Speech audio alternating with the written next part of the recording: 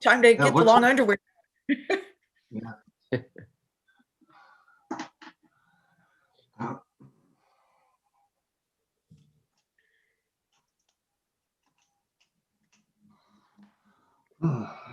Anybody see that big military aircraft fly over this weekend? I didn't You know, notice. my wife. Go ahead. Oh, my wife had mentioned that she's seen it, and I happened to be looking in a different direction or something. Yeah, I just caught the tail end of it as well. My wife saw it. She come running in the house, and I guess he was pretty low. I never did hear anything officially, nothing on any of the news outlets, but don't see that every day. You know, I remember one morning, I guess it's probably been about a year. I happened to see an airplane and then noticed directly behind him, a very short distance, another airplane. And I'm watching this. It was like a whole squadron flying in one line. They had to be less than 1,500 feet apart. And it just went on and on and on, and it was before sunlight. Like, okay, we're going to move the squadron over to here. Just,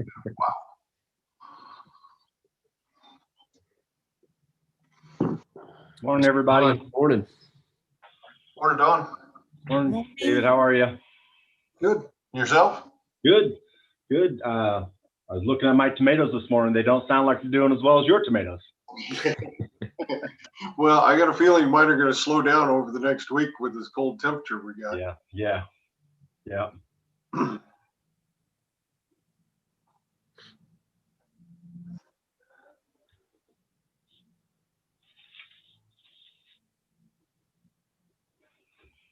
Hey, Steve. Hey, Ron. Good morning.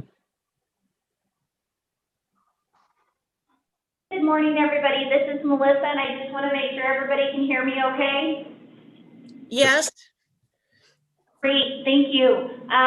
We are just waiting for Director Murphy, and then we can get started. And so today you have myself and Michaela. Dylan will be moderating the meeting for us. Good morning. Okay. Good morning, Michaela. Kayla.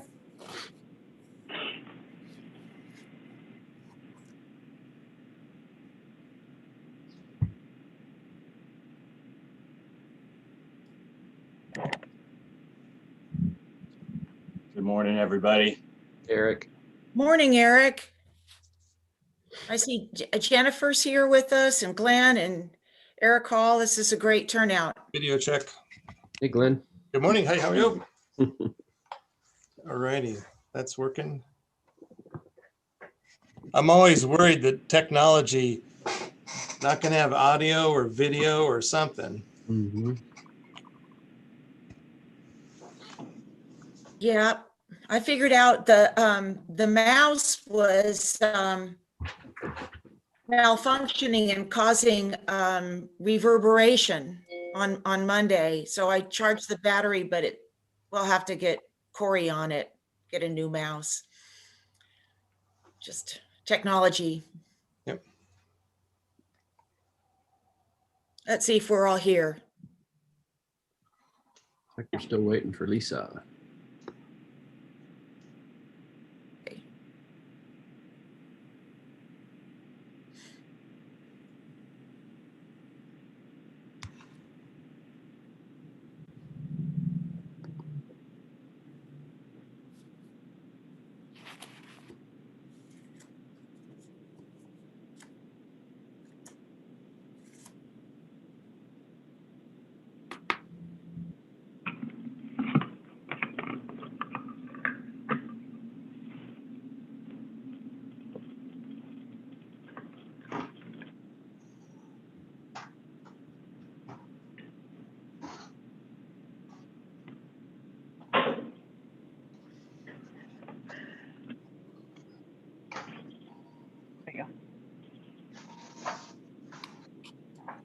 Comes.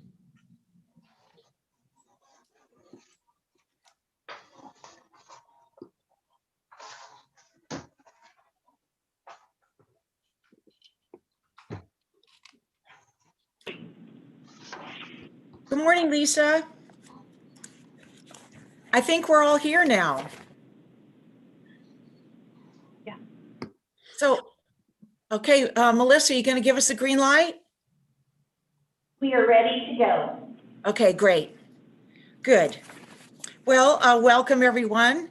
And I would especially like to welcome our interim GM, Don Perkins, to, even though he doesn't officially start yet, it'd be good to start out that way with congratulating Don on his new position.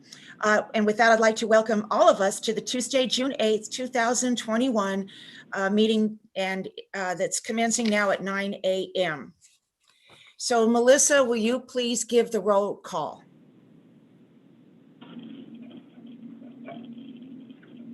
Okay. Director Balin, Here. Director Boatright, Here. Director Kearns, Here? Director Murphy, Here. Director Regan. Here. Okay, all 5 directors are present. Okay, great. Thank you. Okay, so before we start the pledge, I'm going to ask Michaela to bring up the flag, please.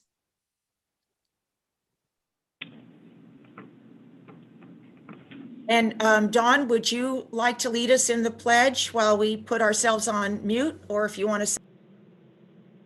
I'd be happy to.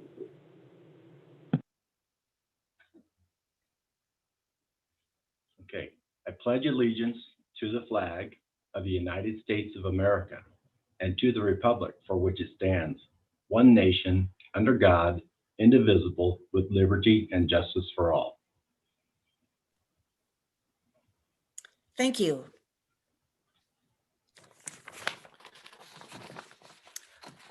All right, with the public forum, we would like to welcome the members of the public who have taken the time to attend this meeting and provide comments on matters related to district business. Any member of the public may address the board relating to any matter within the board's jurisdiction.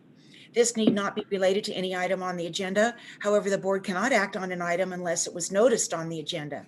Persons speaking during the public comment will be limited to 5 minutes, or depending on the number of persons wishing to speak, it may be reduced to allow all members of the public the opportunity to address the board.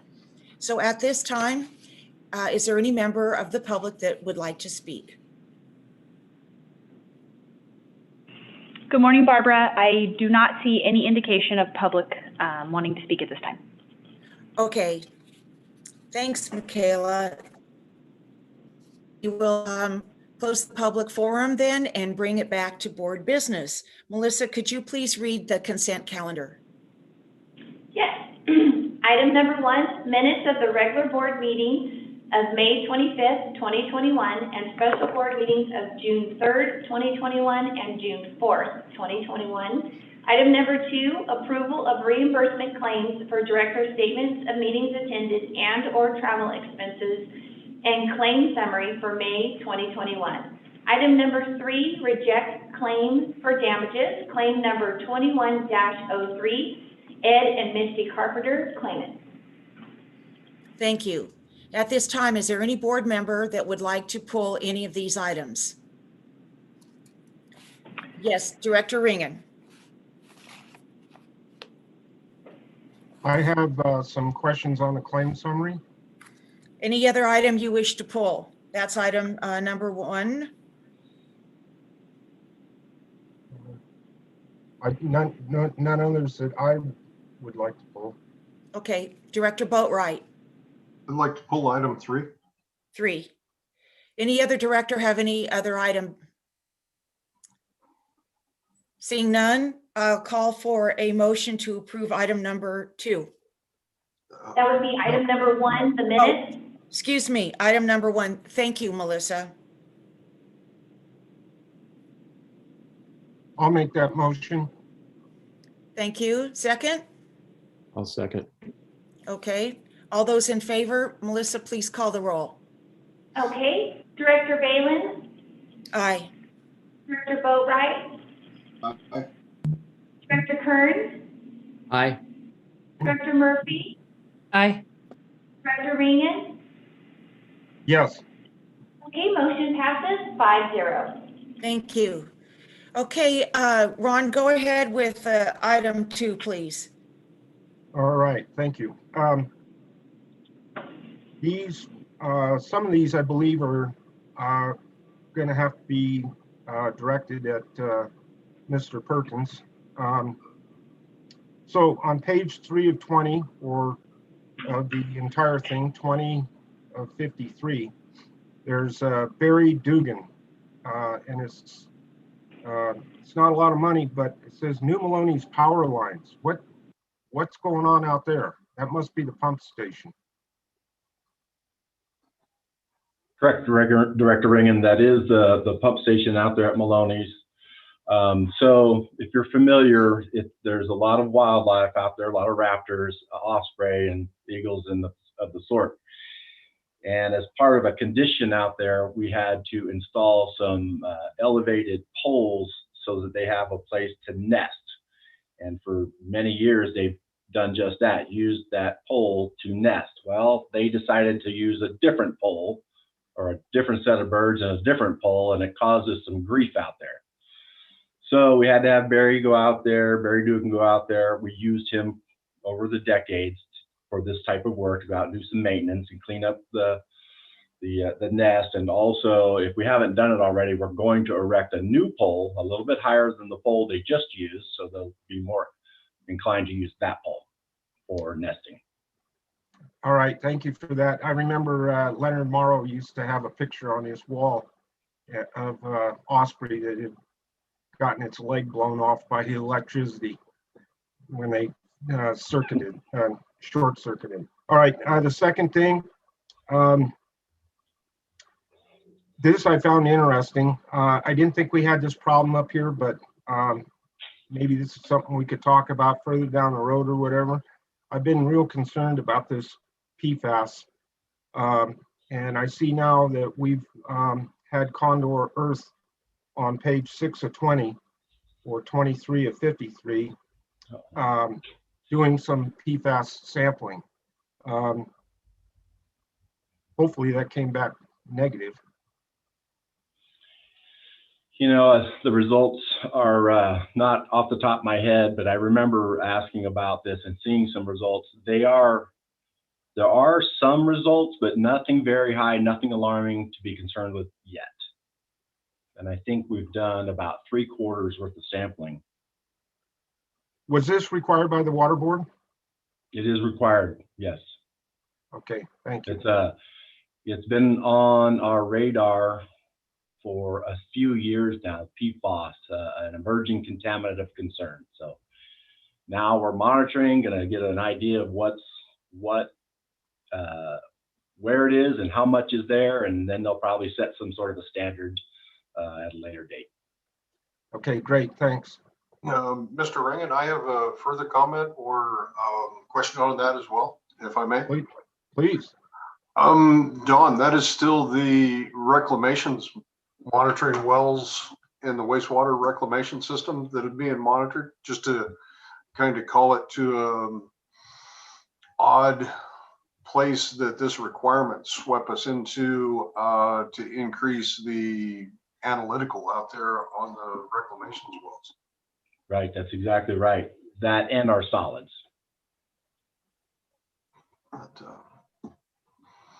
kind of interesting way that they're going about checking for that.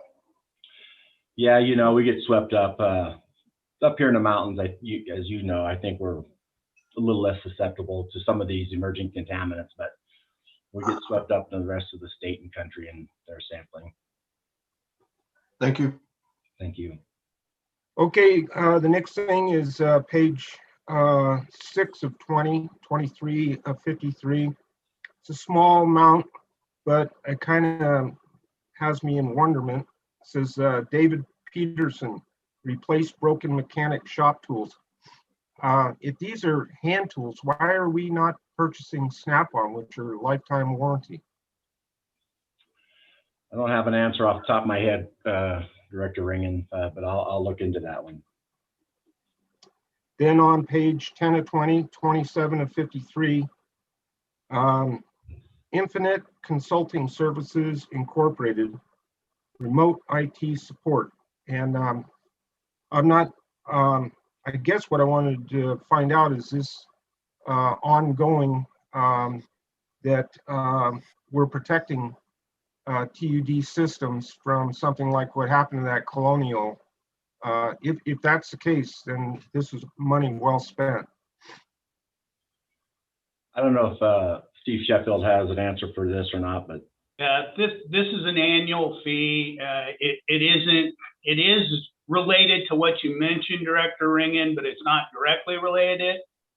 Corey is not with us today. However, Corey has a variety of different security measures and how we access it and where we go. So this is not necessarily a reaction to that, but it is definitely part of our system of IT safeguards that Corey's designed and is constantly updating and looking at. If we need something further on this, again, I defer till Corey's back with us. He's back with us at the next meeting. No, I think it's money well spent. I mean, we need to protect the system because we don't need to have it crash or be hacked into. The next thing is page 15 of 20, 32 of 53, Ray A. Morgan Company, document scanning admin. I'm pretty sure I know exactly what that is. That's all those old documents. They're all being put to storage electronically. I just am hoping that there's somebody overseeing that so that some of the stuff does not get eliminated that we don't want to lose, because I've seen some of those documents, especially those out in the operations building, the old PG&E stuff. Those things are priceless. I mean, the information in them, it's just incredible. absolutely. I think I can reply here, Don. You know, this project's been going on for several years. The specific documents you referenced, PG&E and operations, that was addressed, gosh, I want to say 4 to 6 years ago. We brought in an intern, engineering coordinated, scanning all of those documents. That was done well before this Ray Morgan project. The last general manager or two addressed us wanting a record retention system for all the files. We worked with every single manager, every single department to identify what needed to be scanned, what didn't need to be scanned. With our new software, for instance, customer service, they scan it as it comes in. So there's really no historical records. The system's doing that as we go forward. However, this one, you notice it's administration. So Melissa was involved with it, the general manager, Abby and her staff, Dawn was involved. And so this has been, you know, a long, hard project that was ultimately coordinated by Corey as far as with Ray Morgan and getting everything set up. But then, like I said, specifically Melissa and some of the other department heads. And I believe this is the last batch that we had in there. But yeah, I can assure you this has been a lot of effort, a lot of time, a lot of coordination. And we've really tried to identify just what you mentioned of protecting the most critical documents and having a system in place going forward. Well, that sounds good. I'm glad to see it winding down because I knew that was going to be a huge project. I assume, which you should never do, but I assume that anybody in admin will be able to access what they need to do their work from this electronic file. Correct?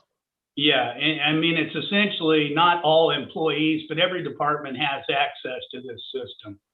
So the idea being is we didn't want separate scans, one in engineering, one in finance, one in ops.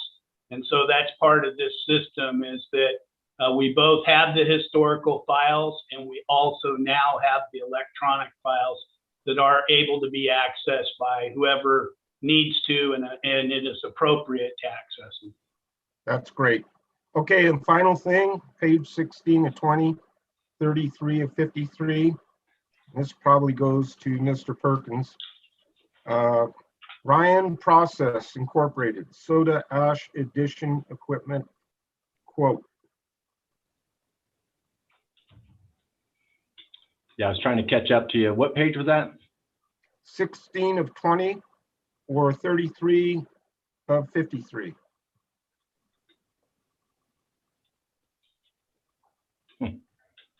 Well, I'm not finding that. But I think It's under, Don, it's under vendor Ryan process, and I can kind of guess, Don may have something separate, but the way that's written out there, this is a reoccurring typical chemical delivery, not something specific. Unless it was related to, I don't know, Don, is this a Matlow specific or anything on that? But I found it. Yeah, Ryan process. So this is Director Ringen and the rest of the board. This is part of that work we're doing at the Sonora Water Treatment Plant to bypass the Clearwater Reservoir. This is the chemical side of the bypass piping. We got the pipe installed and tested it. The pipe works just fine. So it's a go to bypass the Clearwater Reservoir. But before we can put it on full time, we have to apply chemicals in a new location for complete treatment. So this is a little bit more of the cost associated with bypassing the Clearwater Reservoir. All right, thank you for that. That's good news that you guys are making progress out there. Yes, we are. The crews are doing great. Thank you. That's all I got. Any other director wish to comment on the claim summary? I have a quick question. Could someone please tell me what that acronym stands for that contaminant that we need to be monitoring for, PFAS, something like that? Well, it's a long one. There's 4 separate words. All of them have around 10 letters. But it's non-stick chemicals. The chemicals that different companies use for non-stick purposes, Teflon and the like, those chemicals are finding their way into water supplies. So like frying pans, what a frying pan is coated with actually gets in our water. To name one, yes. Also, Don, it's been used extensively in firefighting. I just shot it over onto the internet. There's a polyfluoral alkaline substances group is what it calls for. But yeah, there's a pretty long definition too. If you want to just put in PFAS, PFAS under Google, and it'll give you a broad description of it. I think we've got it. I think I'm going to hang on to my cast iron. Thanks. Me too. Okay, so with that, Director Ringen, you want to go ahead and make a motion to approve the claim summary item number 2? I certainly will. I move to approve the consent calendar item number 2. Second? I would second that. Thank you. It's been moved and seconded. Melissa, please call the roll. Okay, Director Balin, Aye. Director Boatright, Aye. Director Kearns, Aye. Director Murphy, Aye. Director Ringen. Yes. Okay, motion passes 5-0. Thank you. Okay, go ahead, David, with your concerns for item number 3. Well, question for Mr. Perkins. Was there a USA on what appears to be PG&E's project for either anchoring poles or new poles? Yes, there was. I don't recall off the top of my head if it was an emergency request or short notice or anything of that nature, but yes, there was. And yeah, so, you know, unfortunately, there are times when they hit them anyways. You know, they just get a little too close. Okay. And then second part, clarification for myself. I believe the water ordinance It states that the pressure reducing valve is part of customer infrastructure. Yeah, if you're referring to the customer side, in many instances, yes, our customers are required to have their own pressure reducing valve, yes, and that is a customer side maintenance. All right, thank you. I have no further questions on that. Thank you, David.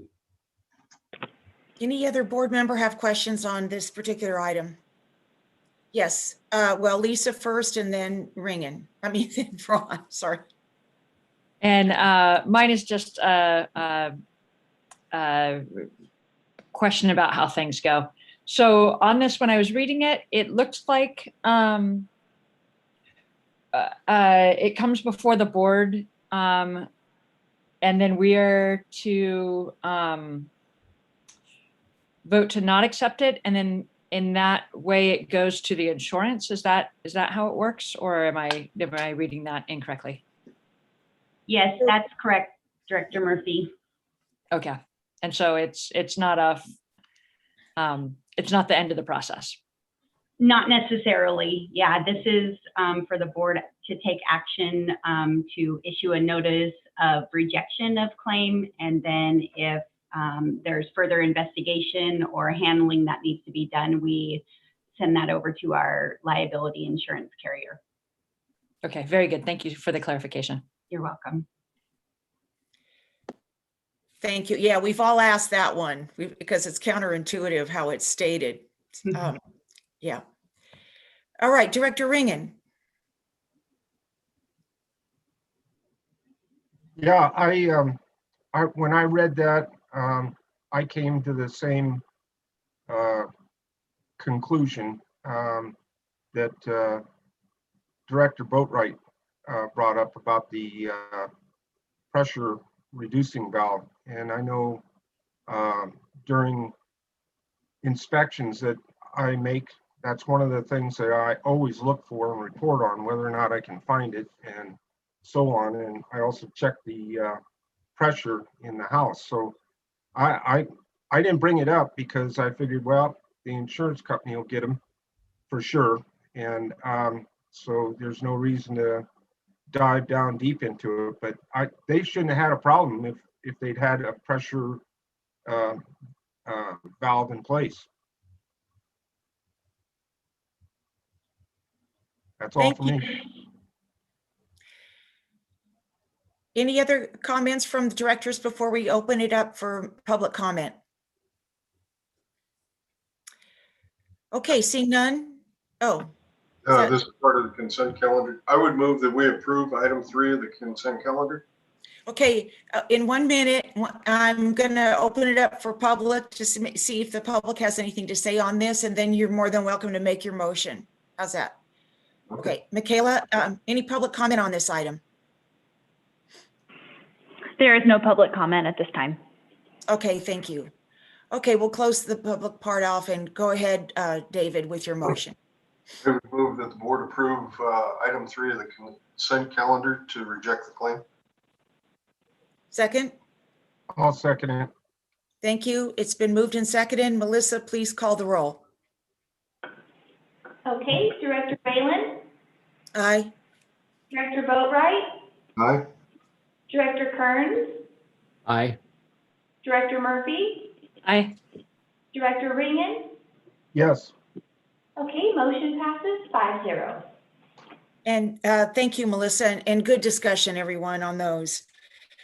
All right, Melissa, please read the regular business items.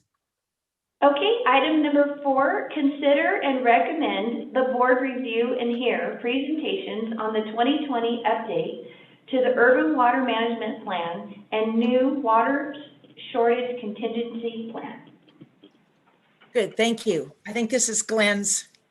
Yeah, there we go. Okay. Good morning. Glenn Nunley, Senior Engineer. Today we have a presentation by Kennedy Jinks. I'll do just a quick introduction. Jennifer Lau Larson is leading the team to assist TUD in preparing the new update to the Urban Water Management Plan. They did the plan in 2010, 2015, and now 2020. And each of those 5-year increments, we always have a bunch of new requirements that have been stuffed into the plan. And Kennedy Jinks uniquely actually sits on, she can correct me, on the board that helped develop the committees that helped develop all of the new requirements for these plans. So they're intimately knowledgeable about what's required and what the district will need, as well as can draw on experience in preparing a number of other plans for other water districts. Tony Diaz and I have been working with Jennifer and her team since I can't remember now, but December, I believe. That it starts with compiling all of the data that comes from TUD when we dump it all into the big spreadsheet or multiple spreadsheets, and they've been able to compile the stuff that we've delivered into something readable. And in addition to that, we've had a number of new elements that we needed to craft, not just an update to the old plan, but new items to squeeze into the plan. So Jennifer has a nice presentation prepared to give you guys an overview. This was brought earlier to the Water Committee, and this presentation will be a little more in depth to give you guys an outlook on what we have here. So with that, Jennifer is online, and you're good to go.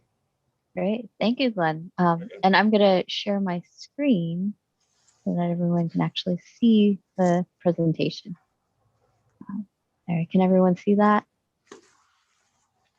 Great.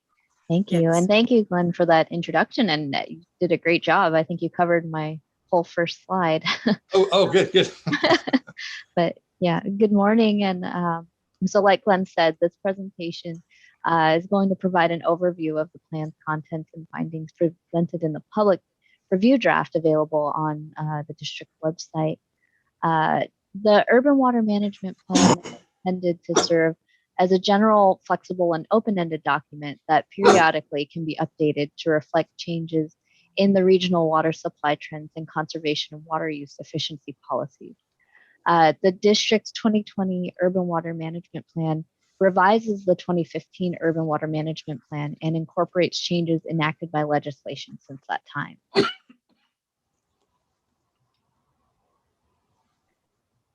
Just today we'll cover the following topics: a quick orientation of the 2020 Urban Water Management Plan, a description of the estimated future population and demands through 2045. We'll also report out on the district's compliance with Senate Bill X7-7, also known as the Water Conservation. I'm going to get in trouble with this. I have it in another slide. But essentially a 20% conservation by 2020, current and future water supplies and water reliability. We'll also cover climate change in relation to the district water supply and demand.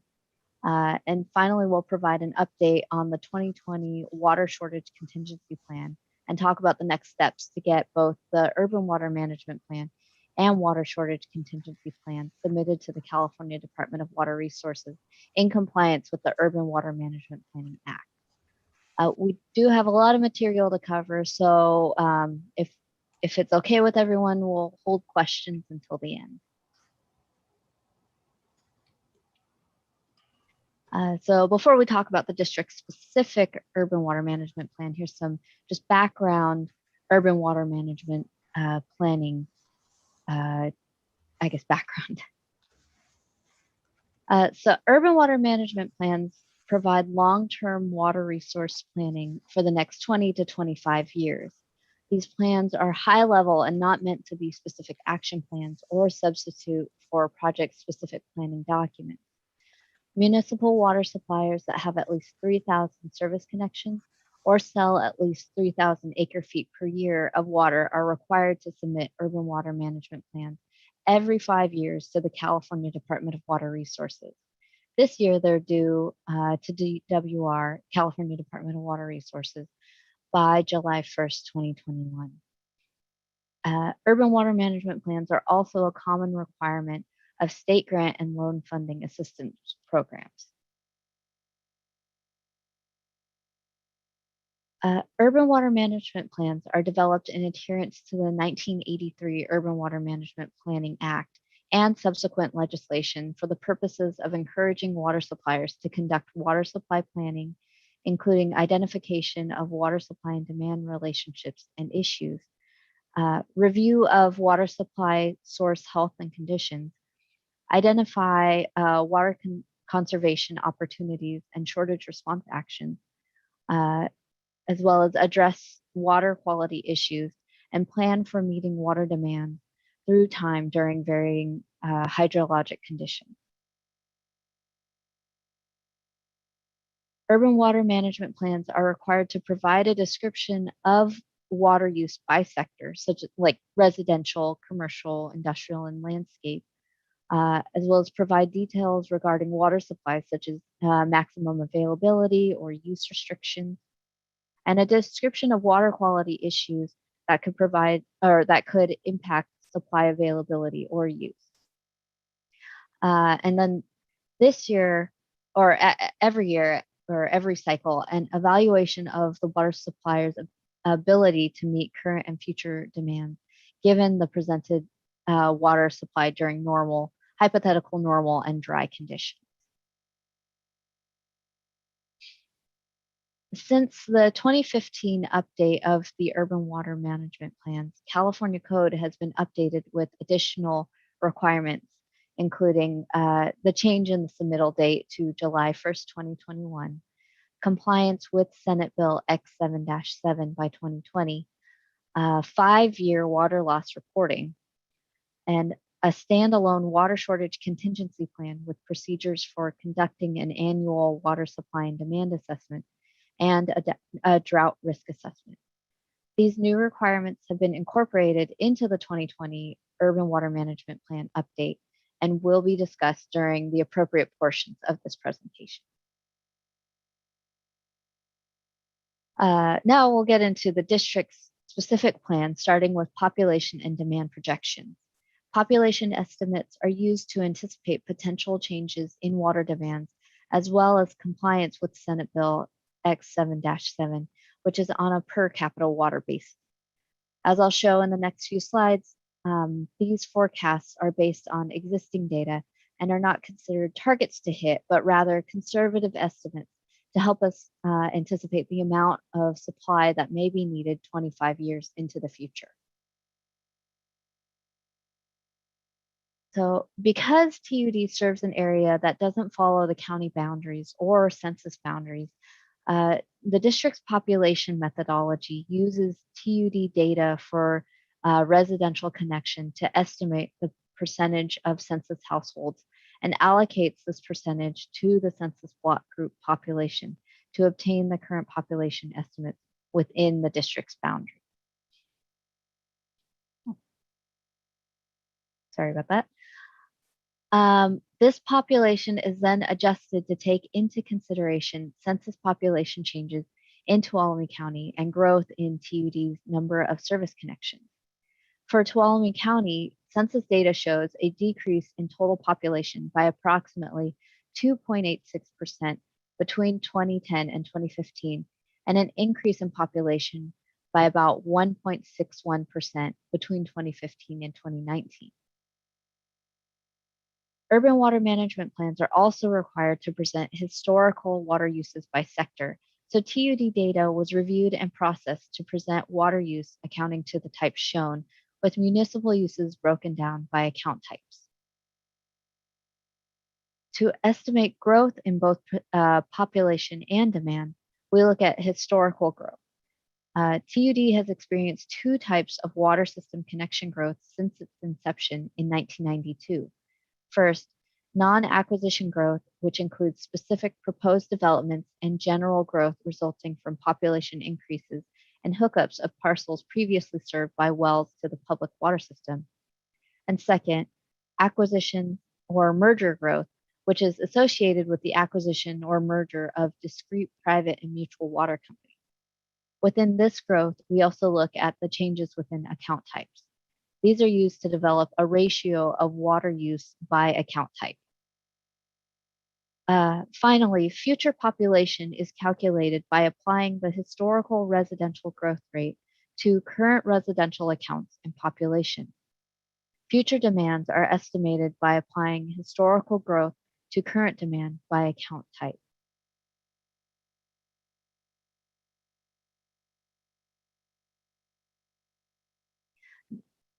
The result of all that analysis is shown on this slide with an increase of current demand estimated with an increase in current estimated population from about 31,000 people of about 18,000, an increase in 18,000 people over 25 years. Demands are anticipated to be fairly level even with this increase in service area population. And there are a few reasons for this. Firstly, population growth due to acquisitions would not result in an increase in demand as these populations are already being served water through wholesale or raw water connections. So when these populations are incorporated into the drinking water system, their raw water demands will transition to drinking water demands. Second, incorporating these wholesale and raw water accounts into the drinking water system will also result in infrastructure efficiency gains through just decrease in losses or just less transitions from the raw water to the treated water or vice versa.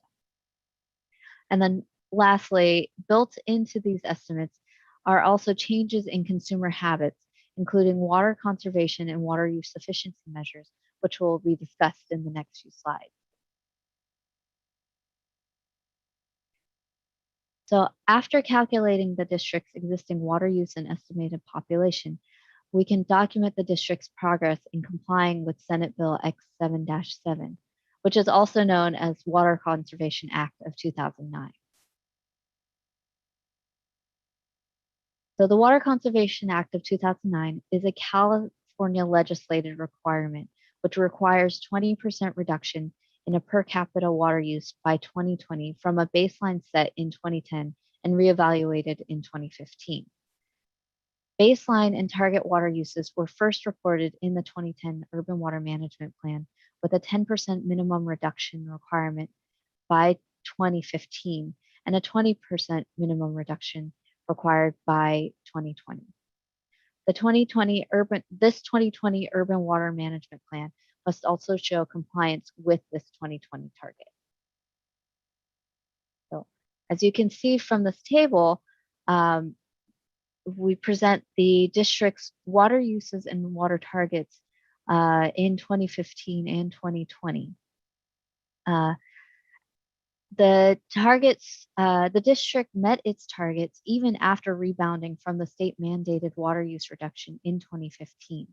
It is anticipated that future urban water management plans will be required to report on continued compliance with the 20% water use reduction, which the district can continue to achieve through existing conservation measures.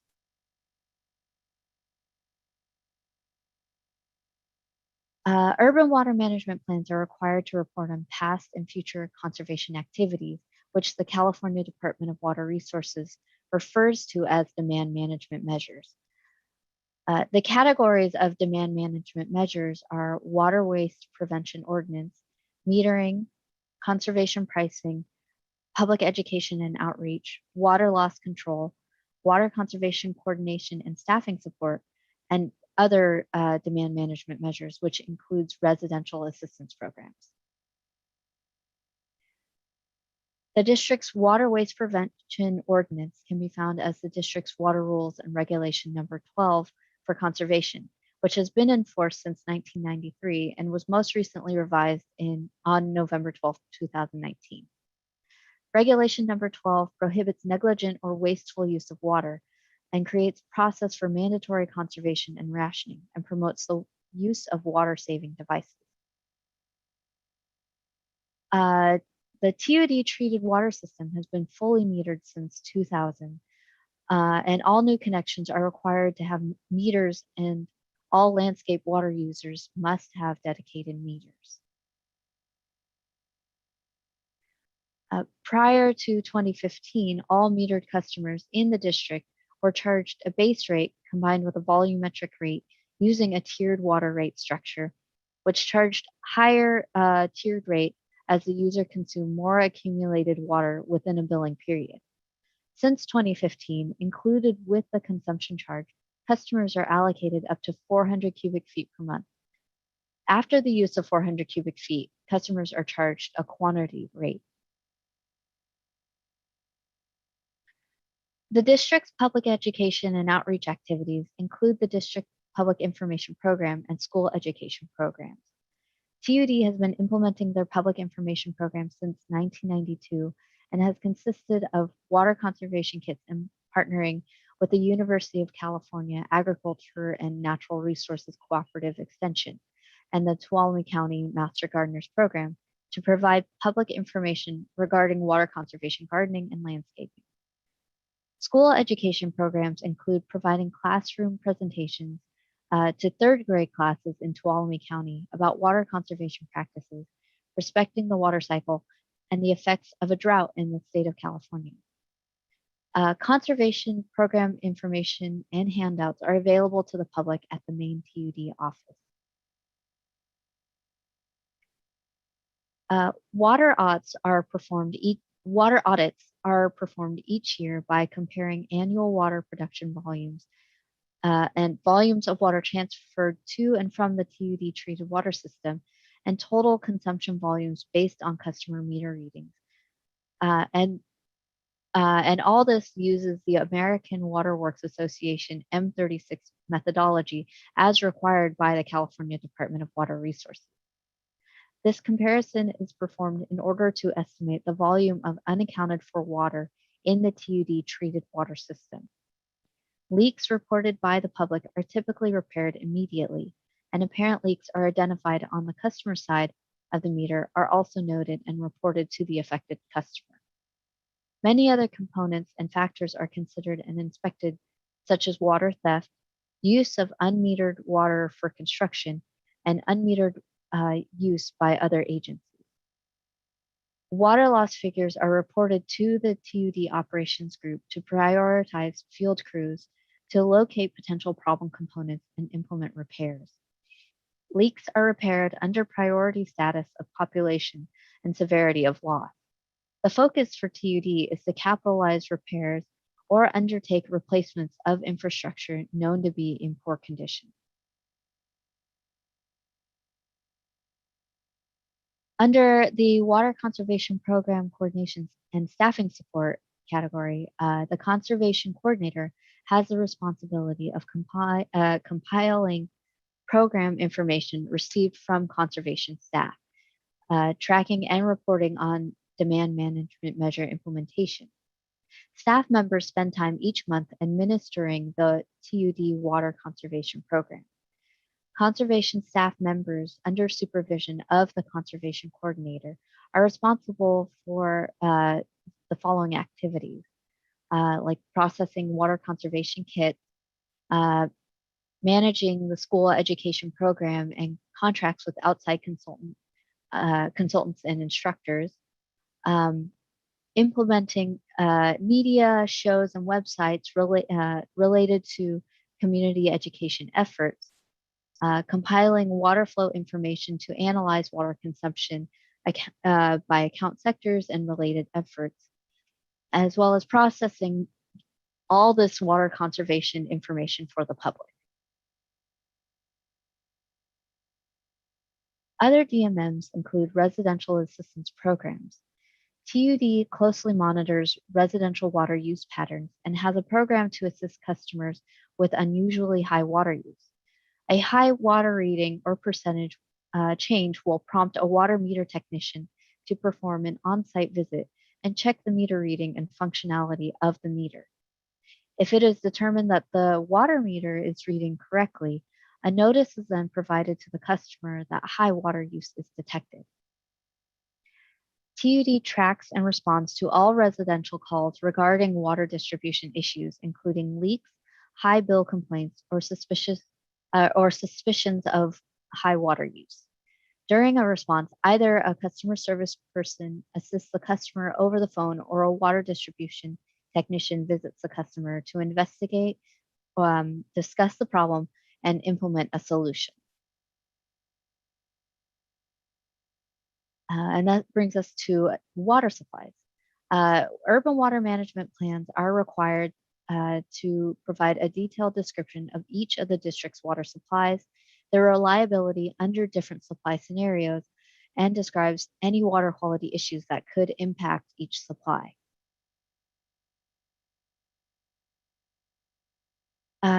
Surface water, groundwater, and recycled water available to the district is analyzed over the period of 2025 to 2045. Section 3 of the district's urban water management plan specifically looks at the availability of each source, potential limitations on the source, and evaluates future water supplies in hypothetical average year, single dry year, and a multiple dry year period lasting 5 years. Section 4 also provides specifics on the district's wastewater system and the anticipated supply from recycled water for beneficial use. TUD currently obtains its water supply from 2 primary sources: surface water from the South Fork of the Stanislaus River under TUD's agreement with PG&E, and TUD-operated groundwater wells. The surface water supply from the Stanislaus River accounts for approximately 97% of the supply available for potable use. Groundwater in the county is limited to the hard, impermeable bedrock that covers most of the county. TUD also uses disinfected secondary treated recycled water for irrigation to agricultural lands, but this recycled water supply does not replace treated water and instead supplements a portion of the raw water supply to agricultural customers. As you can see from this table, TUD's supply is expected to be 100% reliable through 2045 in normal years. This reliability is a result of the historic reliability and availability of Stanislaus River groundwater supply and recycled water for agricultural irrigation. And you can see that even during the single dry and multiple dry year scenarios, which consider actual dry periods in district records, the district supply is expected to be around 95% through 2045, with decreases attributed to reductions in groundwater pumping and recycled water availability due to just the reduction in potable water use.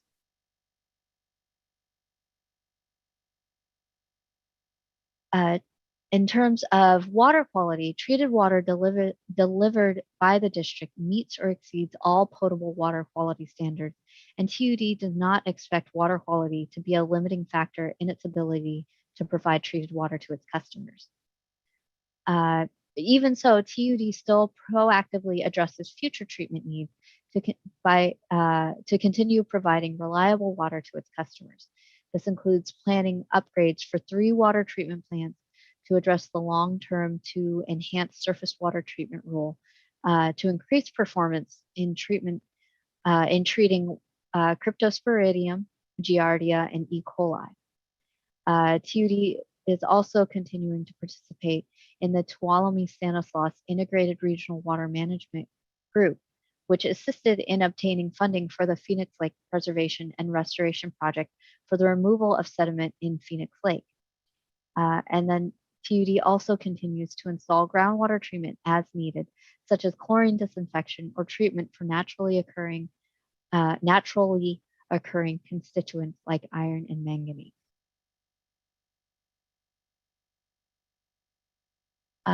The 2020 Urban Water Management Plan also discusses planned water supplies, which are near-term water supplies being actively planned or in progress, most likely coming online in the next 10 years. Although TUD manages many significant ongoing projects, notable major water projects included in the district's 5-year capital improvement plan are shown on this slide. In addition to the capital projects, TUD is pursuing a Central Valley Project water supply contract through the United States Bureau of Reclamation to access water from New Melones Reservoir as an element of a long-term water supply portfolio for the district. TUD already owns pumping facilities located at the reservoir that could be used to pump the water from New Melones Reservoir into the TUD water system at the Columbia Water Treatment Plant. The timeline for this effort is unknown due to just the nature of this process. In addition, TUD is in negotiations with PG&E to acquire the Phoenix project and Strawberry Dam.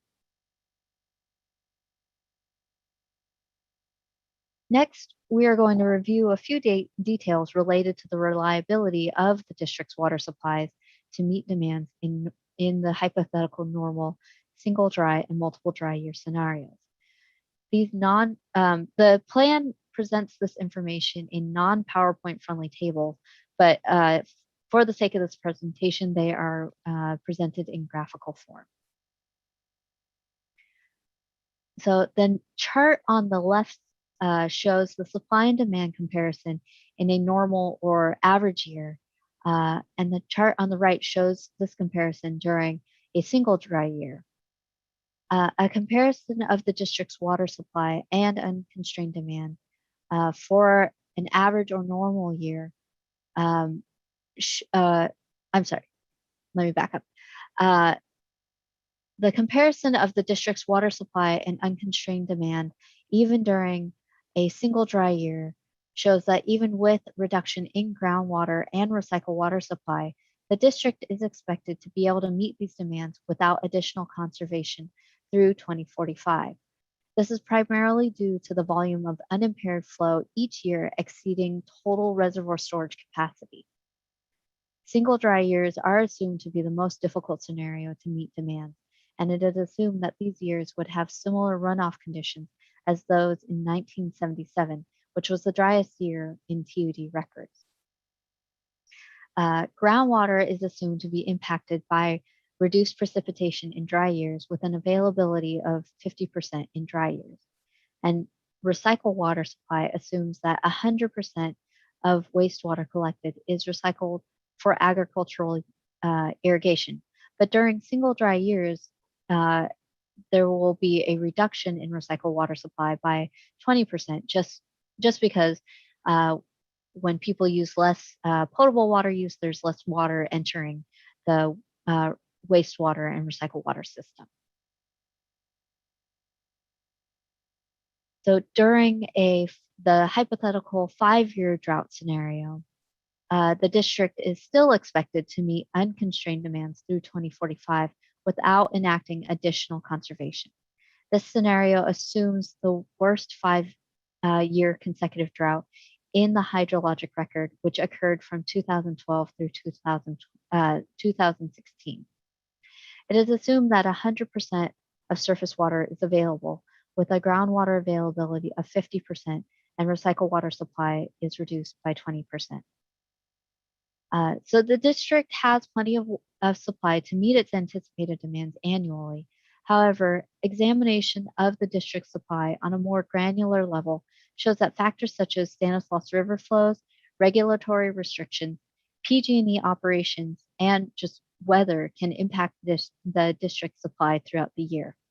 The Water Shortage Contingency Plan outlines activities that the district can take when these factors contribute to a water shortage scenario.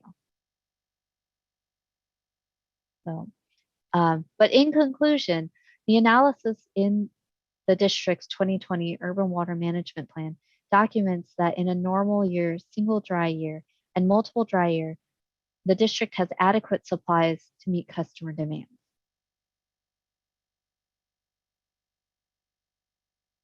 And then in talking about climate change, which is a growing concern to water planners, the urban water management plans are also required to address how climate change may impact water supplies and demand. So although no climate change study has been conducted specific to the watershed, general climate change models predict that the region can expect to see the following impacts due to climate change. like higher temperatures and heat extremes, more intense rain and snow events during winters, increased evapotranspiration, uh, more and longer droughts, longer wildfire seasons, a reduction in snowpack, which serves as long-term surface water storage throughout the year, and an increase in air pollution. These changes may also increase demand for irrigation, cooling, and recreational water use, such as swimming pools, as well as increase the amount of water loss to evaporation and seepage due to drier ground conditions. The district is continually updating its capital improvement plan to reduce water loss in its infrastructure and to encourage customers to use water in compliance with new state regulations. As climate science improves, the district will consider future hydrologic modeling to gauge impacts of climate change on future water supply.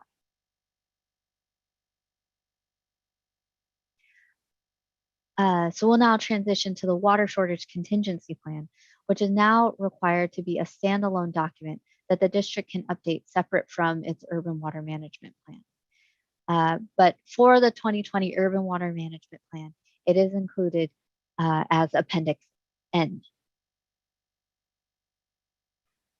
The water shortage contingency plan was updated to meet new water code requirements, but it mostly presents relevant content from the district's water rules and regulations number 12 in a way that conforms with the DWR requirements for urban water management plans.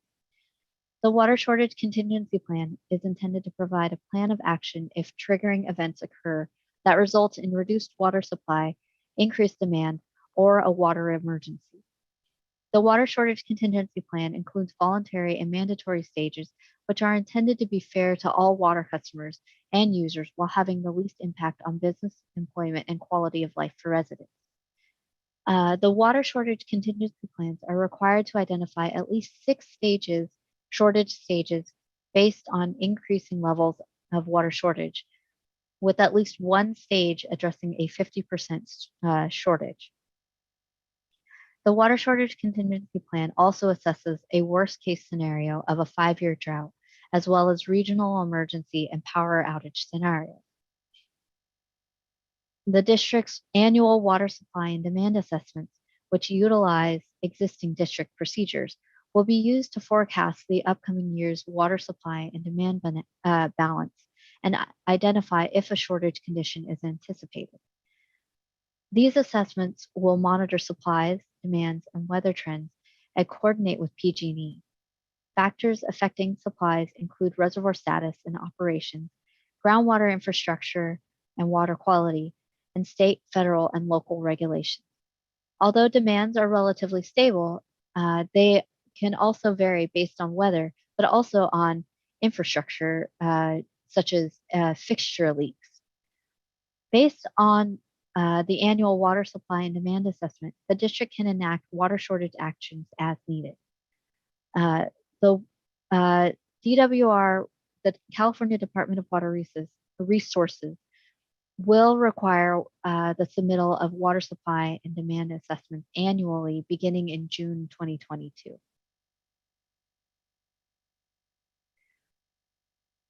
The water shortage contingency plan is required to describe 6 water shortage stages corresponding with progressive ranges. Table 3.1, as shown on this slide, of the water shortage contingency plan presents a crosswalk to show how existing shortage response stages from the district's Regulation 12 align with the required Department of Water Resources stages 1 through 6. Please note that the current Table 3-1 in the public draft version of the water shortage contingency plan will be updated for the final document as indicated in this slide. As you can see, the district's Regulation 12 Phase 3 aligns with the California Department of Water Resources shortage levels 1 through 3, corresponding with implementation of mandatory demand reduction actions, such as limiting landscape irrigation, or expanding the public information campaign, or decreasing line flushing and restricting construction and like dust control water use. The California Department of Water Resources shortage level 4, 5, and 6 correspond with District Regulation 12 Phase 4 with prohibitions on activities such as outdoor water use by hose, faucets, outlets, construction water use, and excessive high water use. TUD Regulation 12 phases 3 and 4 also impose financial penalties for the violation of water use prohibition. The district may activate water conservation restrictions, also called water shortage response actions, as applicable by phase.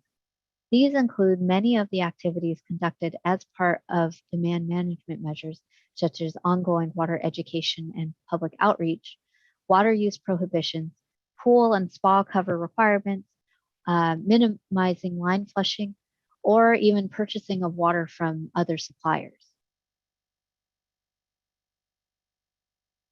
So that brings us to the end of the technical information provided in the urban water management plans and water conservation plan.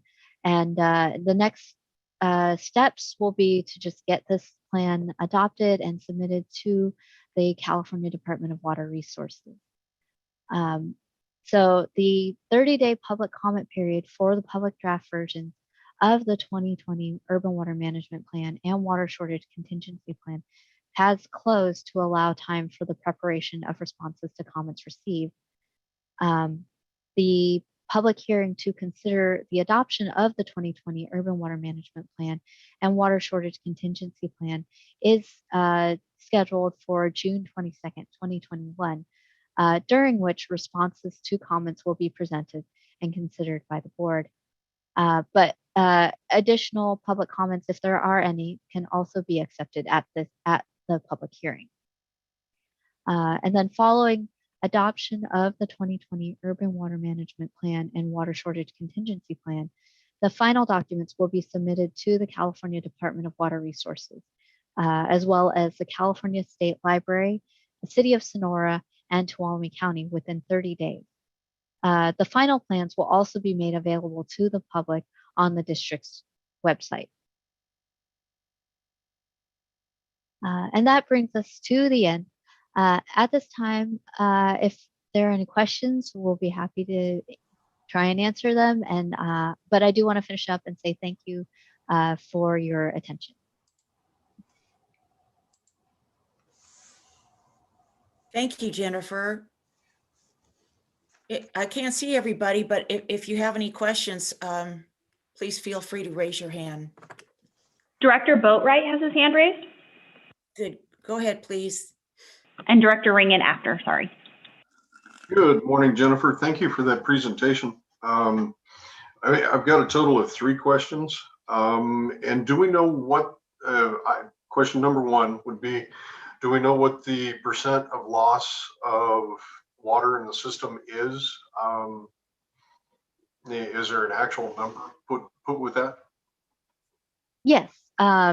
So for the last 5 years, the district has been conducting water audits, which produces an estimated water loss number. So let me pull that up for you.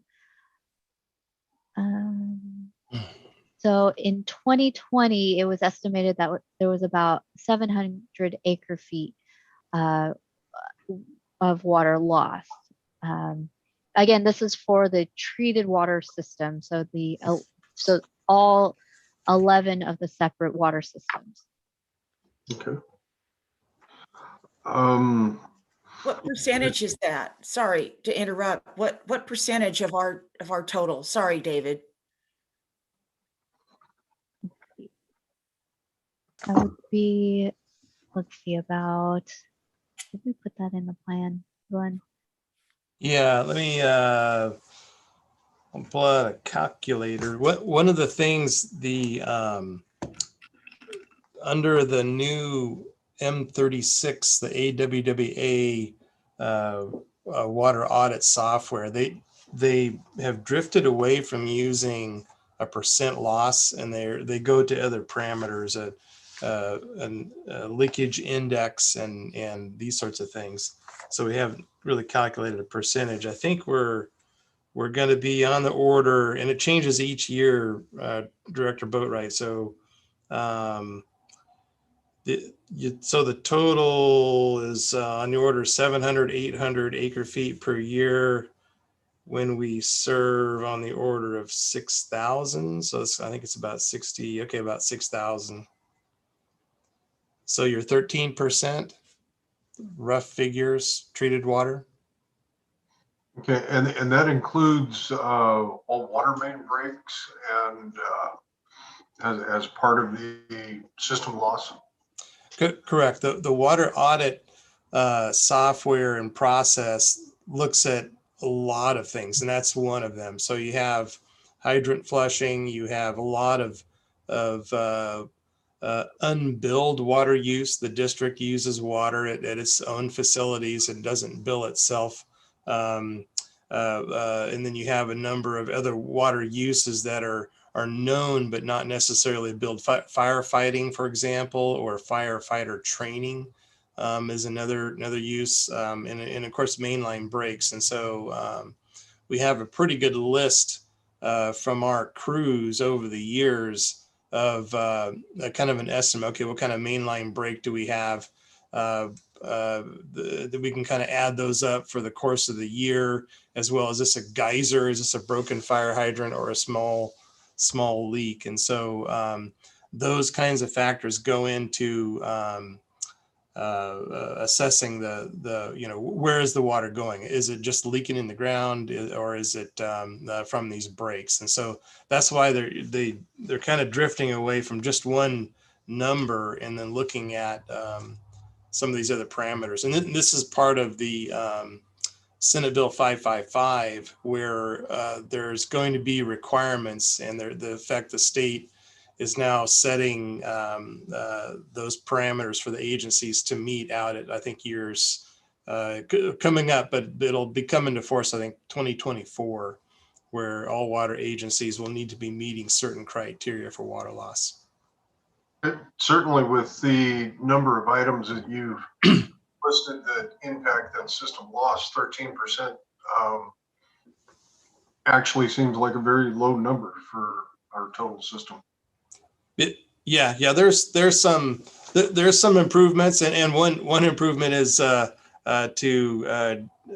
improve our metering so it can actually measure the water. And some improvements are known. We know where we need to replace some large leaking lines, and it's just a matter of cost and time. So, right. Very good. Is this report part of our water needs assessment?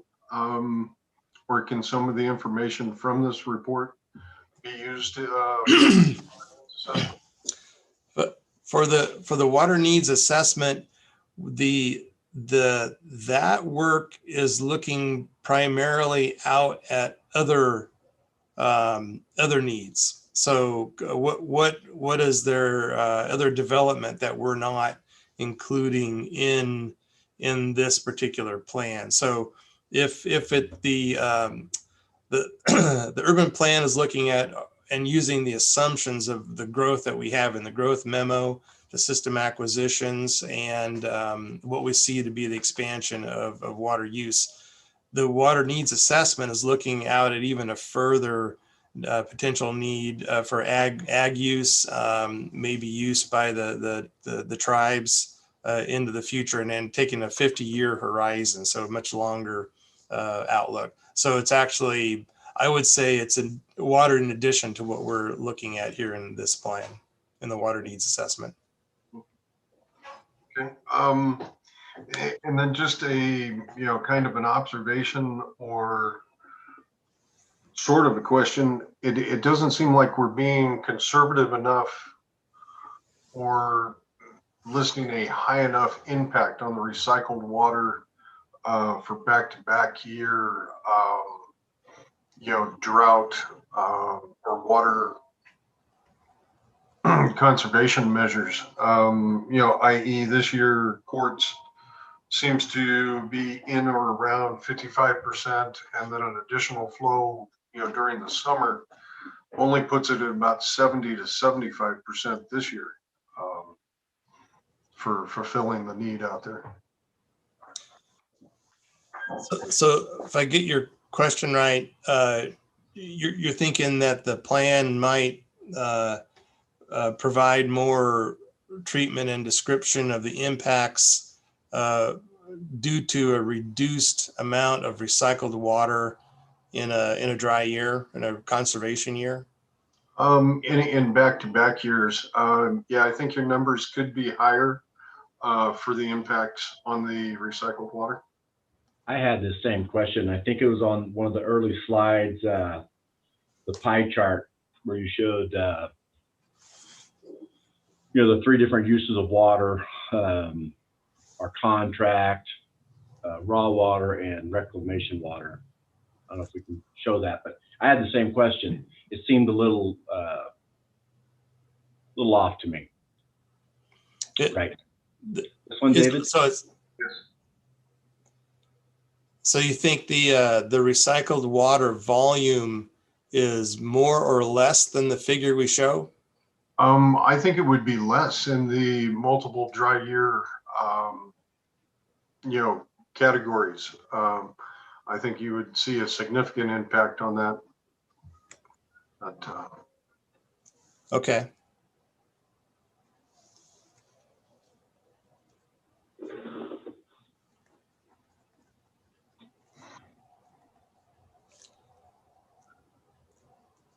Glenn, Director Boatwright, this is Eric. I'm trying to understand. I think I understand your point, Director Boatwright.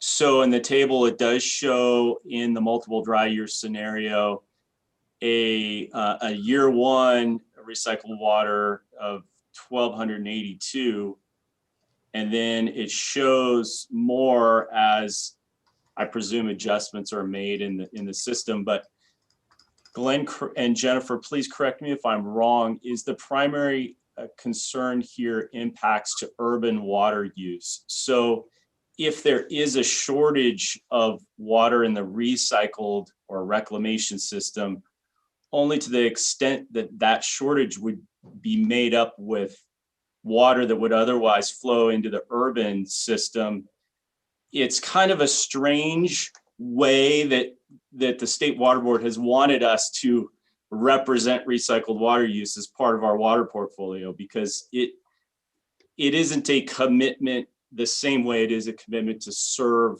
domestic water for human consumption. I don't know if I'm making sense. I'm just trying to bracket the importance of the recycled water in the urban water management plan.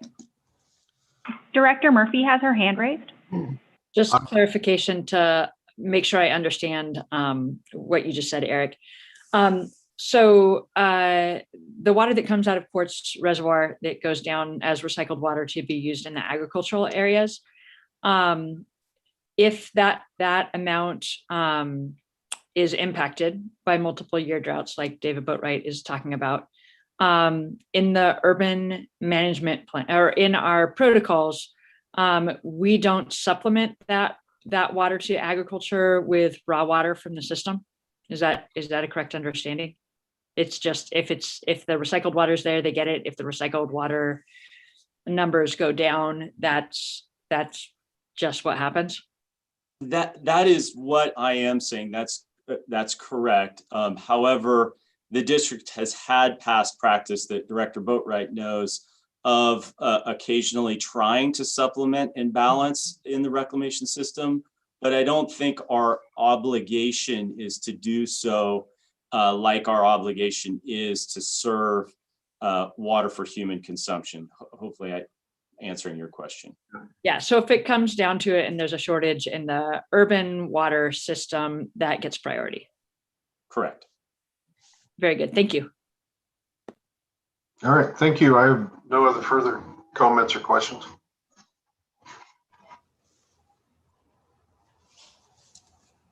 I believe Director Ringen had his hand up. I did. So This is the second time I've heard this presentation, and I thank you folks for this. But my concern is 2045 is but 23 and a half years away. And although many times a span like that seems to go by in a blink of an eye, it's really it's a fairly long time with a lot of things that can change. And what we're seeing is changes. I'm talking about climate change now. And I mean, look at where we were a couple of years ago and where we're at now. All of a sudden, we're going right back into an ugly drought, it looks like. I hope not, but it sure does look like it. So what I'm concerned about is these forecasts that we'll have plenty of water to serve our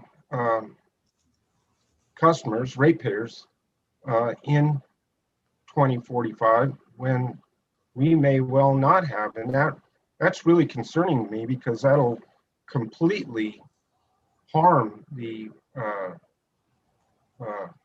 building industry, the real estate trade, and food production. I don't know, just a lot of things. And I think that hopefully we'll be able to do some planning for more storage and things like that that will help us get through some multiple dry years and some years where we have little or no snowpack. And the other thing that I thought I'd just throw out there, which is not really part of this issue, but if we do get to a point where we have to have conservation, we've already discussed how the wastewater system is affected because there's less water being used in the house. And then you start having the possibility for backups and things like that. I'm just wondering if there isn't some thinking that could go in that has to do with the renovations and so on down at the regional wastewater plant, where a portion of what goes to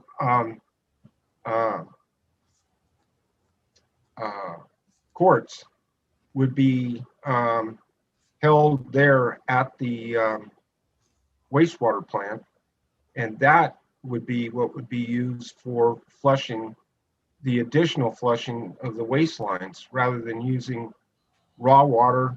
And the thing that I always shake my head about is when I see the truck pull up to the fire hydrant and use treated water. So I don't know, maybe thinking along that line a little bit might be the way to go, especially if we drop into a really nasty drought and we've got, unfortunately, we have to get the crews out to flush the waste lines. We could be using, reprocessed wastewater. That's all for me.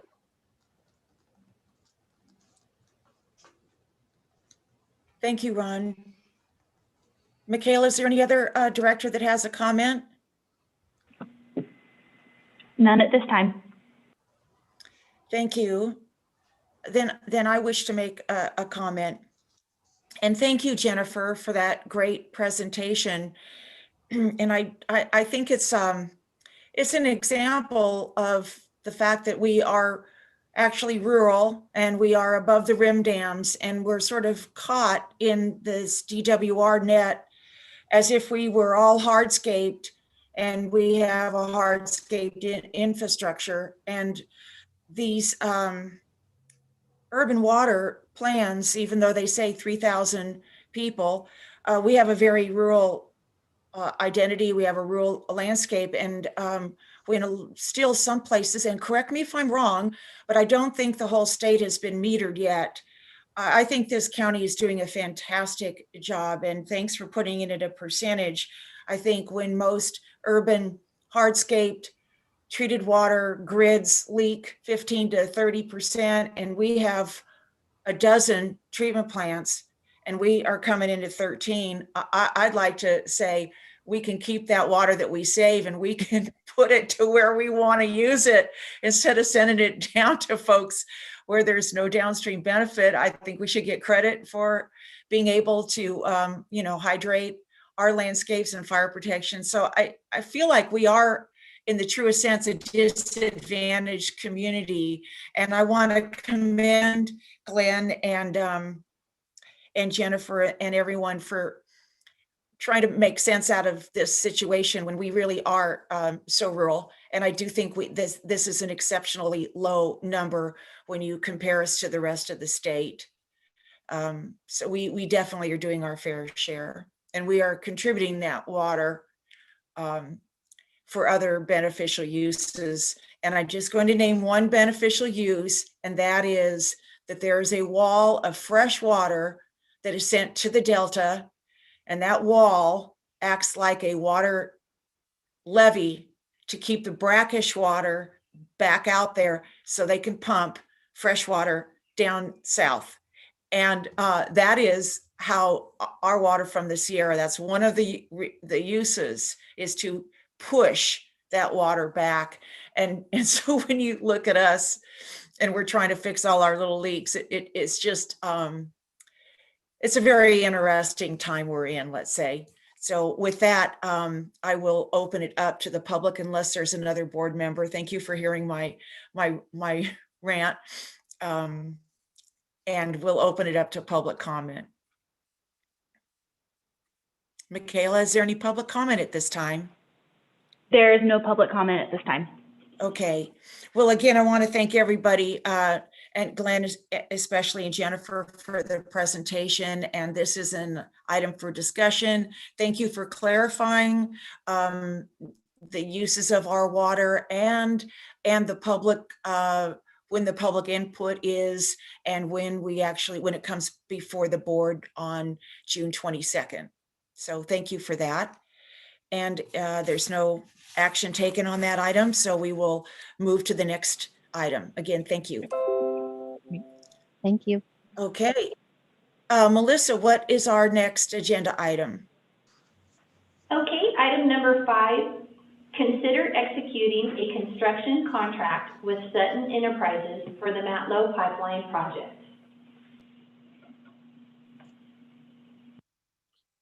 Well, good morning, board.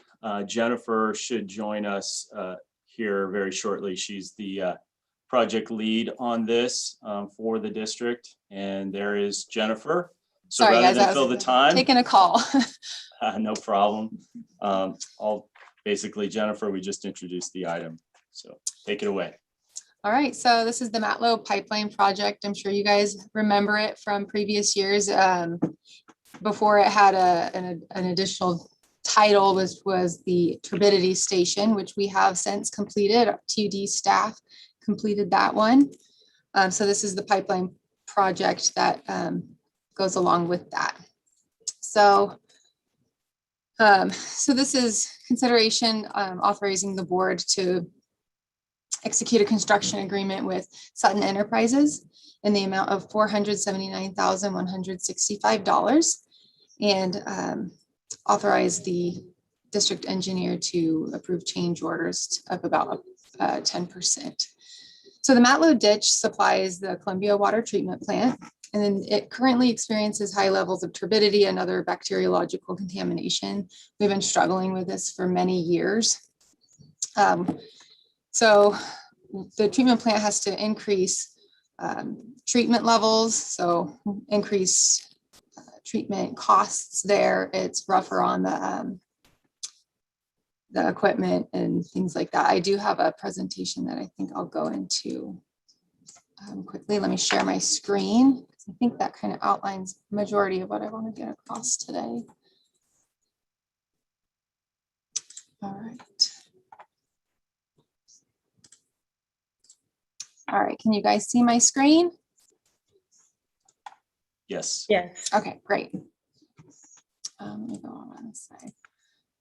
All right, so The service area, like I said, it's serving the Columbia Water Treatment Plant.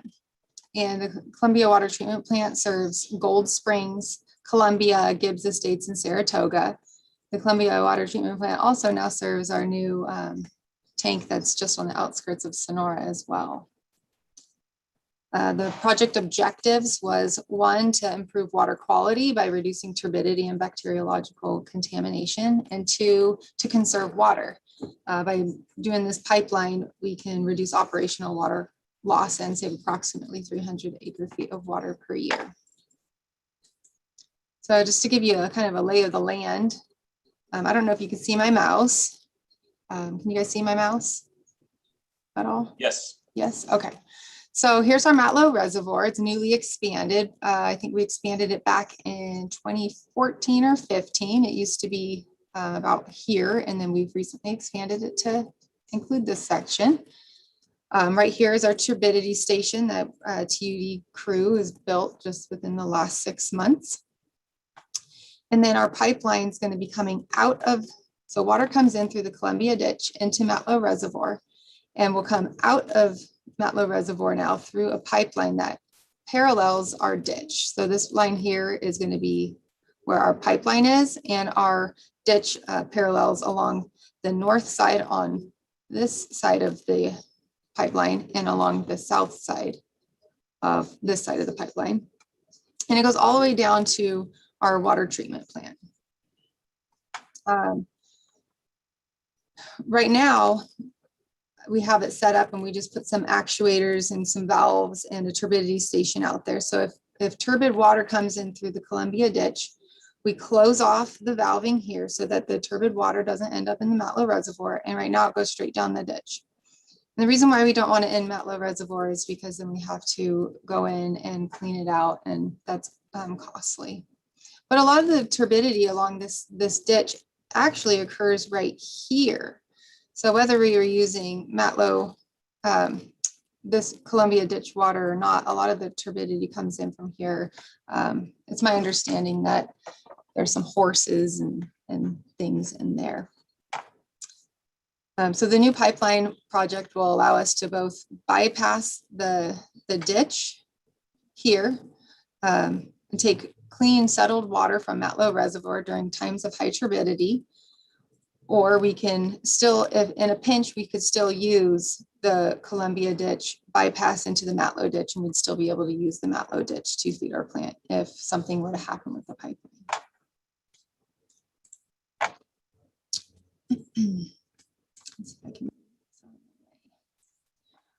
Okay, so turbidity and contamination, you can see this picture right here. It looks like chocolate milk. The water in the wintertime and the early spring is very bad, very turbid. It's got a lot of contamination in it. So like I mentioned earlier, we have to increase our chemicals, we have to increase our backwash cycles, increase wear and tear on our filters. The project has a pretty large line item of clearing and grubbing. In this area, it's just gotten really hit hard. I'm imagining by the drought. There's down trees and brush that I don't know that's ever been cleaned out or hasn't been cleaned out in a long time. There was several storms that took out trees, and it's a dangerous work space right now. So we're having the contractor go out. We've got a 30-foot wide easement. They're going to clear the easement and make sure that the conditions are safe so that they don't get hit by the widowmakers that are hanging in the trees. And that way we also have easy access to our pipeline as well. Also included in the project is an outlet structure. The current outlet structure that's at the base of the dam is failing. It doesn't appear that there was any reinforcing steel in the original design. And so the side that is nearest to the dam that's pushing up the dam face is starting to cave in. So this project will replace that structure.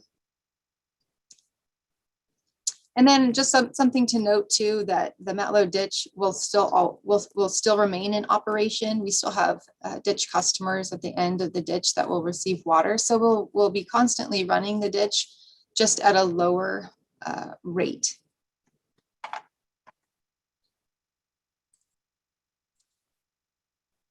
So here's the plans. Right here, this is the new outlet structure that we're going to be doing.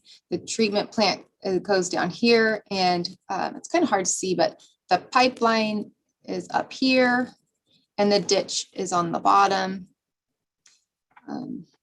So those are the plans that went out to bid, and also the bypass that goes directly from Matlow Reservoir into the pipeline.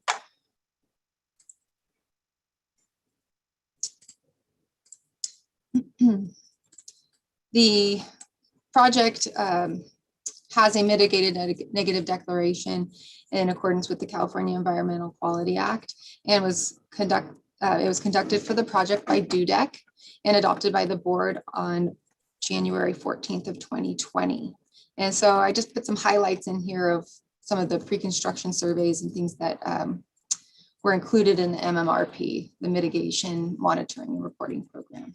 So we've got pre-construction surveys and/or monitoring for the western pond turtle, nesting birds and bats.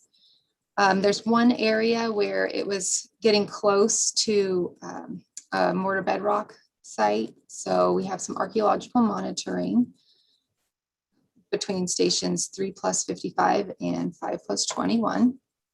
And we'll hire that out as the contractor gets closer to that area to have someone monitor. There's a worker environmental awareness training for all construction workers. Erosion and sediment control measures, including silt fencing, revegetation, and BMP implementation. And also a fire prevention plan. Like I said, the area is very brushy. There's a lot of downed trees, and I mean, it's really bad, and you can't even really walk through it. It's that bad. So there's going to be a fire prevention plan as well. And like I mentioned, CEQA was prepared by DUDEC. Let's see if there's anything else that I wanted to mention. No, I think that is about it. The project has proposed funding for the fiscal year 2020 capital budget. I believe that you guys will be seeing that in the coming weeks.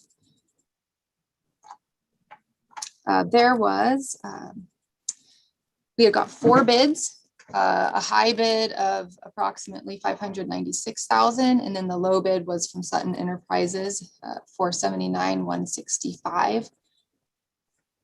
So we had a pretty good bid turnout. So we were happy with that.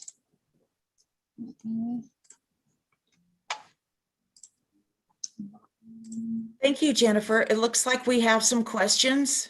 Yes. Hang on, I'm trying to figure out how to stop sharing my screen.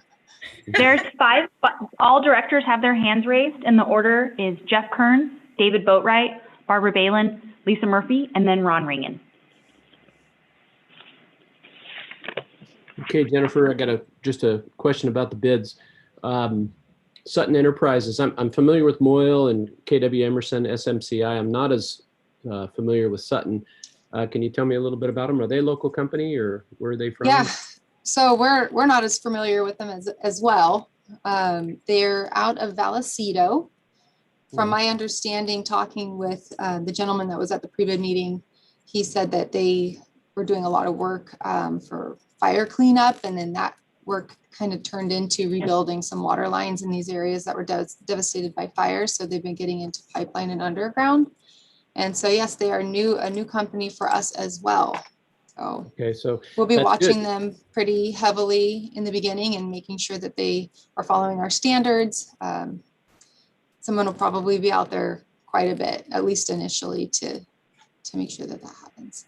Okay, that was going to be my next question, if they were the Vallecito Sutton. So I am a little familiar with them, and that's good. So they're still a local company. I appreciate that. Thank you, Jennifer. That's all I have. Director Boatwright? Good morning. Thank you, Jennifer. The outlet structure that you were talking about that has failure issues going on, is that the Matlow Dam outlet structure? Correct. Who owns the Matlow Dam? We do. That's TUD property. Can you talk about any mitigations that'll be going on during replacement construction to prevent catastrophic failure of the structure itself out there? The outlet structure Of the outlet structure or or the dam dam? itself? Well, I mean, we're to replace the outlet structure, we are first going to expose the pipe that goes into the outlet structure and then either hot tap or cut in a T there. We're not going to be cutting back into the dam very far. And so, I mean, I think what I'm hearing is you're wondering if there's going to be an issue with a dam failure. And if that is the question, then no, we're not concerned about that. Okay, so it's just a matter of working back behind existing outlet structure then to grab onto. Right. The pipeline is good coming out of the dam. Correct. All right, thank you. Director Balin? Okay, thank you. Just quick question, above the inlet where the construction is going to happen, where the pipe is either going to bypass the ditch or the water can go into Matlow, upstream of that on the ditch, how much of that is now lined? That I do not know.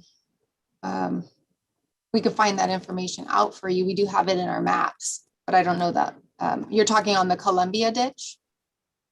Upstream of the turbidity station? Correct. I think Eric's on the line. Maybe Eric Hall can answer that. Don't want to put you on the spot, Eric, but. That's okay.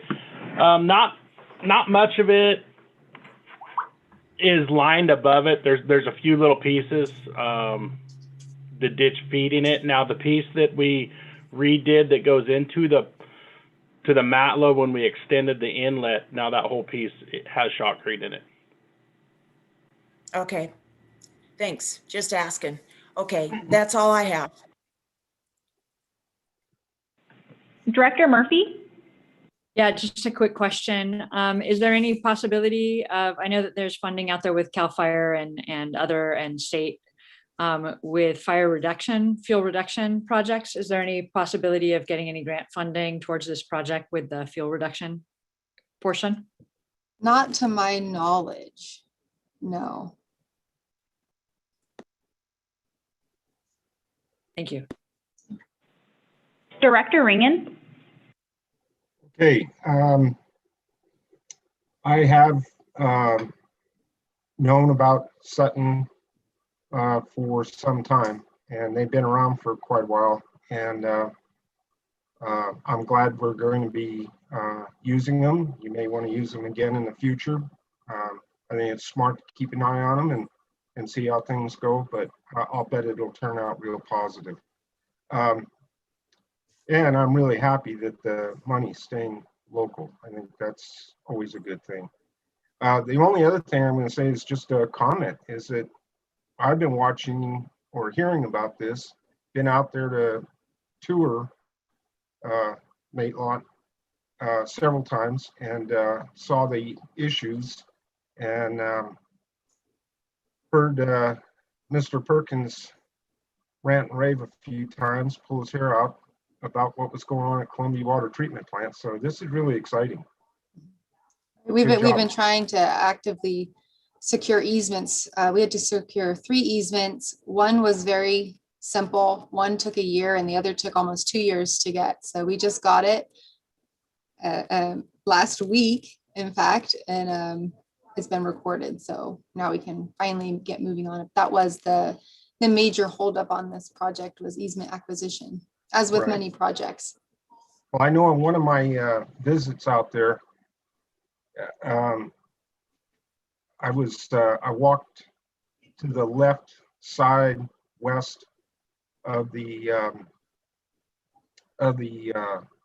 dam itself, and where the ditch water comes out of the dam, and or at least one area where it does. And as I'm looking down, there's a dead deer in the ditch. So yeah, that might have been on the spillway. Yeah. Yeah. That's it for me. Yeah, if I could, I'll just jump in real quick. This is a real important project to me. I have spent many, many, many days and nights out there at that treatment plant. And just give you a little history, that plant was upgraded to its current condition beginning in the late 80s and finished construction in about the early 90s. So that was obviously, well, not obviously to everybody, but to me, that was well before any of the major amendments to the water rules and regulations and the tight tolerances on our water rules and regulations. The plant, those package plants just weren't meant to treat that kind of turbidity and that kind of bacterial loading to meet those emerging regulations. So we really struggle out there for many, many years. We really struggle in times when the weather's so bad. So I'm really happy to see this one finally underway. It's going to mean a lot of savings to our ratepayers because our water treatment plant operators just shouldn't be out there nearly as much fighting that turbidity and bacteriological contamination. So I'm really happy to see this one finally underway. Thank you very much, Jennifer. I appreciate all your work.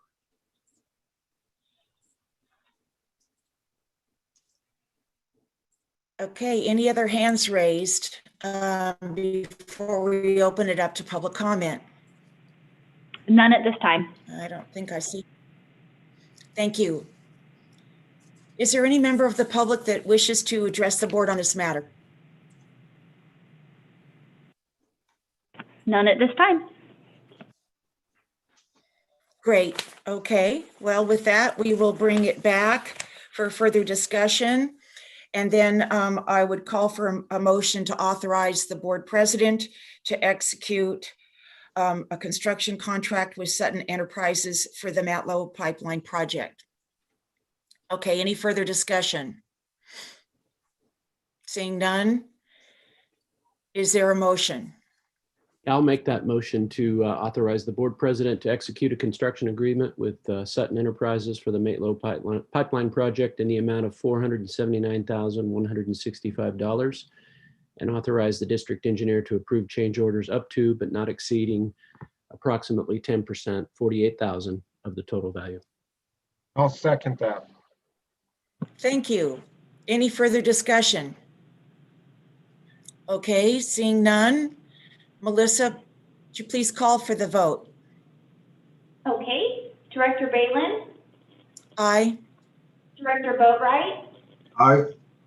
Director Kearns, Aye. Director Murphy, Aye. Director Ringen. Yes. Okay, motion passes 5-0. Thank you. Thank you. Thank you, Jennifer. Good work. Good work getting those easements. Thank you. Great. All right, Melissa, please read the next item. Okay, item number 6, board to hear an update on the water supply. All righty. Good afternoon again. Glenn Nunley here. So we're providing just a brief update because of the conditions. They're definitely dry, and we just wanted to provide an update. So the end of the line we have right now is the end of spill occurred yesterday. We were originally anticipating, and there are some forecasts performed in April, as early as April, looking at kind of a mid June, maybe no earlier than about June 10th. And so this is definitely early. And what that means is we're now drifting off of stored water on Lyons first, and then Pinecrest storage sometime around the Labor Day timeframe. Based on conditions being so dry, we're anticipating Pinecrest to be down, at the 5,607 feet in elevation. So it's anticipated to be below their target of 5,610 feet in elevation. And right now, Lyons Reservoir will probably drop below the 1,500 foot mark, in acre feet mark. So 1,200 acre feet of storage. I'm predicting is probably the minimum level. This is doable. We're going to watch it carefully. It's still a few months away. Things can change, and our forecast is not perfect. And when we're running this tight, it's sort of it's good to watch these scenarios. The supply is there, so the water is in Pinecrest, and there's a large allocation of water to get us through the rest of the year. And so our water supply is secure in that respect. It's just going to be a tight fit to get through Labor Day. One description also to kind of put things in context for the district is that as TUD is not below, I think what President Balin said, we're not below the big rim dam. So we don't have a large storage capacity above us of, like, say, several 100,000 acre feet of water with a demand of only 20,000 acre feet of water. You see that you have that supply and storage year after year. We go paycheck to paycheck. And so our first concern is to make sure we get enough rain and snow to fill reservoirs. So once they're full, they can't get more full. And then our next constraint is to see how early the end of spill hits, where we may have a push against the regulatory environment. So right now it's just an early end of spill, dry conditions. So we have stored water. We'll ride on the rest of the year, and that's what I have. So I have a question. yeah. When was the end of spill for the 2015 drought? That was about June 11th. So we're 4 days earlier. Did I do my math right? Right. And what's interesting is 2015 was actually a drier year. So you had the predicted flow into New Melones for 14 was a 363,000 acre feet. And in 2015, it was 288,000 acre feet. And however, the end of spill for in 2015 was a couple of days later. So it's sort of counterintuitive. When the end of spill occurs is not necessarily directly related to that runoff, but really probably more so the timing of snow and temperatures and conditions like that. And this year, we had a predicted runoff into New Melones of 388,000 acre feet. And we're 4 days earlier than 2014. So we're in that level. That's about as tight as the system can be measured. Thank you. Director Boatwright and then Director Regan. Glenn, I'm just curious, what has been the record earliest spill date? This one.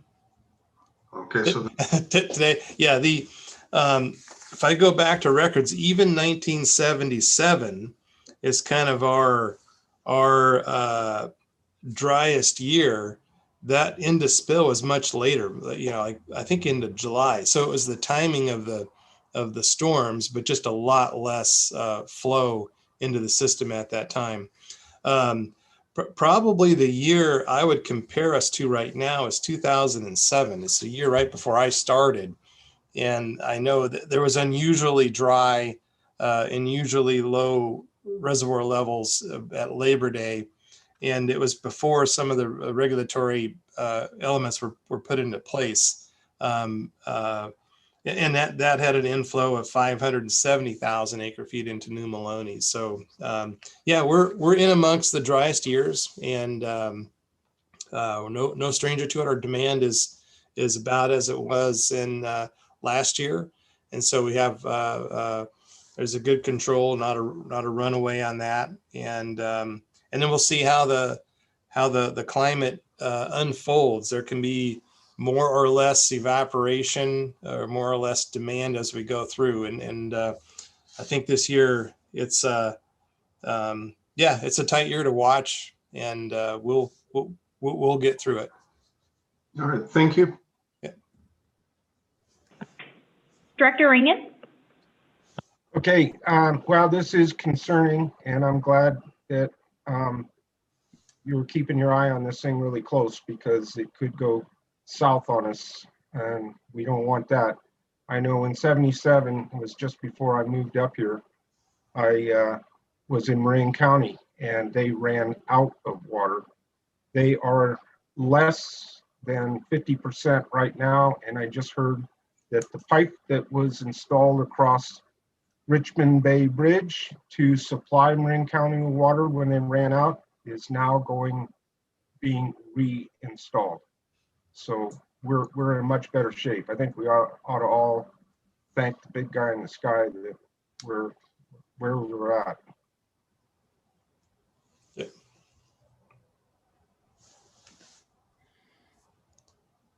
Any other comments or questions from directors? None at this time. None? Thank you. Any other comments from the public? None at this time. Thank you, Michaela. Okay, with that, that'll close any public comment on this item. And again, thank you very much, Glenn, for keeping your finger on the pulse of the snowpack and the water and all of that. Appreciate it. And the end of spill, I heard about that. That was yesterday. It was pretty early. Yeah. So this climate change thing is kind of on us. Yeah. Yep. Okay, so that's informational only. So thank you very much again on that report. And we will go to our last item, I believe. Melissa, would you please read that one? Okay, item number 7, discussion and possible decision to resume in-person board meetings. Okay, are we still in the morning? Good morning, President Balin, members of the board. I just want to briefly introduce this item, but the most important is the board's discussion on this. Some members of the board requested to bring back this item. We talked about it first in February, back in the HR and the External Relations Committee, about possible solutions to retooling the boardroom to make it more COVID friendly. And then also brought this to the full board April 27th to talk about the options of possible changes to the boardroom and what the regulations were telling us at the time. Today is a little bit different landscape. You may, if you've watched the news at all, there's been quite a bit in the news regarding Cal OSHA. Their board met on June 3rd. And are proposing some revisions to the emergency temporary standards that they passed back in November of 2020 that affects the workplace. And so we're looking at that. We're looking at the CDC guidelines that changed their mask requirements about a month ago. We also are looking at what the governor is alluding to that will announce happening June 15th, and also our local guidelines. So with that, I will just open it up to the board, and you are welcome to discuss this item. Thank you, Abby. And I think this is just sort of an ongoing update of where the standards are, especially with OSHA and what was it, the June 15th decision on masks that the governor, I guess, will be making. That may have an effect on us, and whether we can not wear masks or wear masks in terms of our building. So I look at this as an update. I don't know if we're, prepared to make any, to say anything more about this situation. We're just kind of watching it to see if it's moving towards opening our building up. And I don't know. How many people can our boardroom, like, let's say the public, okay, aside from staff and board, how many could we compliant wise allow in that room? So under the current guidelines, with the social distancing, it's only about 4 to 6 members of the public with 6-foot physical or social distancing. However, the new revisions in the Cal OSHA standards are doing away with physical distancing as of July 31st. So there's some conflicting information with what's happening in the state and with Cal OSHA, but ultimately, if we have staff involved at the workplace, then we need to comply with the Cal OSHA regulations as they are. There is some talk about many of the Cal OSHA board members want to revise the standards even further. However, there's no decision on that, and they're meeting as we speak. The OSHA Administrative Law Board has the authority to uphold those revisions within 10 days of their June 4th announcement. So sometime around that 14th, 15th timeframe, we'll know more from Cal OSHA and then more on the announcement that the governor is making. Yeah. Director Kearns has his hand raised.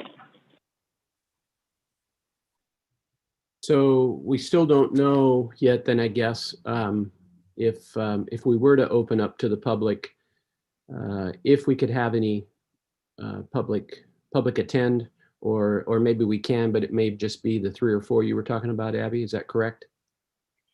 Yes. The first question you asked, first part of that question is yes, we can open it to the public. Mm-hmm. And then the second answer to that is yes, it would limit just to a few public members with the current physical distancing standards that are in place, at least at this time. It's looking like July 31st. And again, at this time, everyone would be required to social distance and wear a mask, correct? That is correct. Okay, thank you, Abby. You're welcome. Director Balin and then Director Murphy. Thank you. What I can see where we sort of just need to kind of cruise on this, just, wait until there's more revisions to Cal OSHA, et cetera. But when it comes to our committees and, the way the boardroom is set up with the big, long multi-purpose table set up in a big rectangle, I would be interested in allowing a few members of the public join us and actually have the committee meeting have the option to either Zoom or meet live, providing we are in compliance, that everybody, let's say, wears a mask in that room, even though we've, most of us have been vaccinated. And I would be interested in meeting in committee in the board meeting, in the boardroom. And I know some of our friends out there in the agricultural community that would like to meet with us in the water committee, for an example. They would be very interested in meeting live as well. So I just wanted to throw that out to the fellow directors, what you guys thought about that.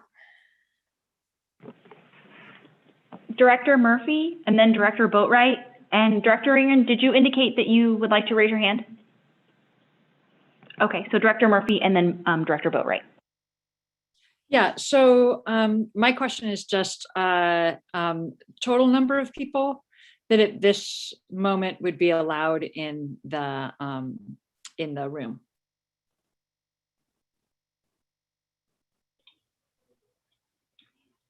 The answer to that question is 5 plus 2. 12 if the board members are sitting at the dais. 9 if we have the rectangular tables below.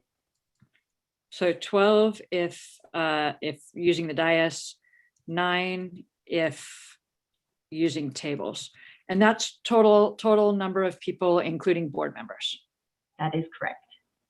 Okay, so on that, when you're saying that we could have public there, it means we're only having one staff member, like a rotation of humans coming in and out of the room to, because if we're gonna have, right now we have 13 people on this, which would exceed the number, the capacity of the room, and there's no public in right now, correct? So is that really the way that it's supposed to work, or are you supposed to just have contact with 12 individuals rather than maybe 20 individuals coming in, a total of 20 coming and going from the space? It's not necessarily about the number 12. That's with the social distancing that is currently required in the standards. That's how we looked at the diagram with the 5 at the dais, 2 to 4 staff members at tables below, and then a few members of the public. So however many staff members we needed to have at that meeting, that could vary. Okay, very good. Thanks for the clarification. I appreciate it. You're welcome.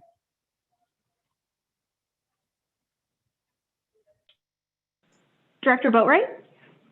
Yeah, my comment is just for the Zoom commute, seems very convenient. So I'm actually not in a rush to, mask up and, have to put up plexiglass or whatnot in the boardroom and this actually holds as many members of the public as they wish to come. Certainly if small committees want to, start back in person, I won't object or, put up any roadblocks for that. This has been the only type of board meeting that, I've actually known as a director. So thank you.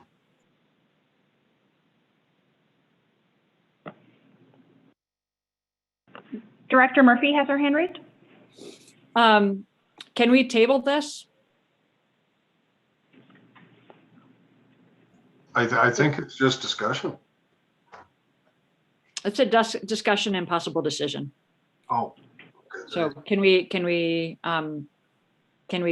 continue this? I'm just, they retired the color dial system for the state last week, but before they did, Tuolumne County was in the orange, which is not a good position. Recently, there's been deaths in Calaveras County and in Tuolumne County. Case numbers were still high in comparison to a lot of places in the state, and vaccination levels low in comparison to other places in the state. So I don't think the risk is gone for Tuolumne County specifically. It's hard now with the new way, without having the tools that we've been having this time to really keep account of things as easily. But I'm with David Boatright with the idea that this platform has been working really well. And I'm not in a rush to put ourselves or members of the public or members of the staff in a position where someone could get really sick. And possibly, we possibly lose somebody on our staff. That's not worth it to me.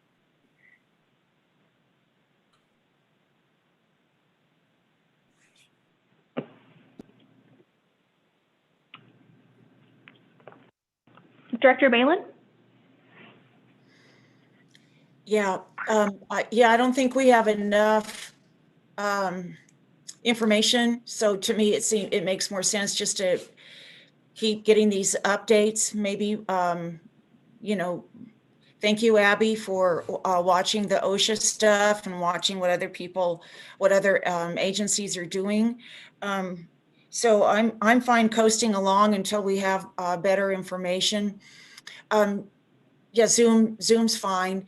But I just think I would like the board to consider the committees, if there's 2 board members that agree to meet in person and hold their committee in person with 1 staff or the interim GM, that kind of thing, that seems pretty low risk, if you will.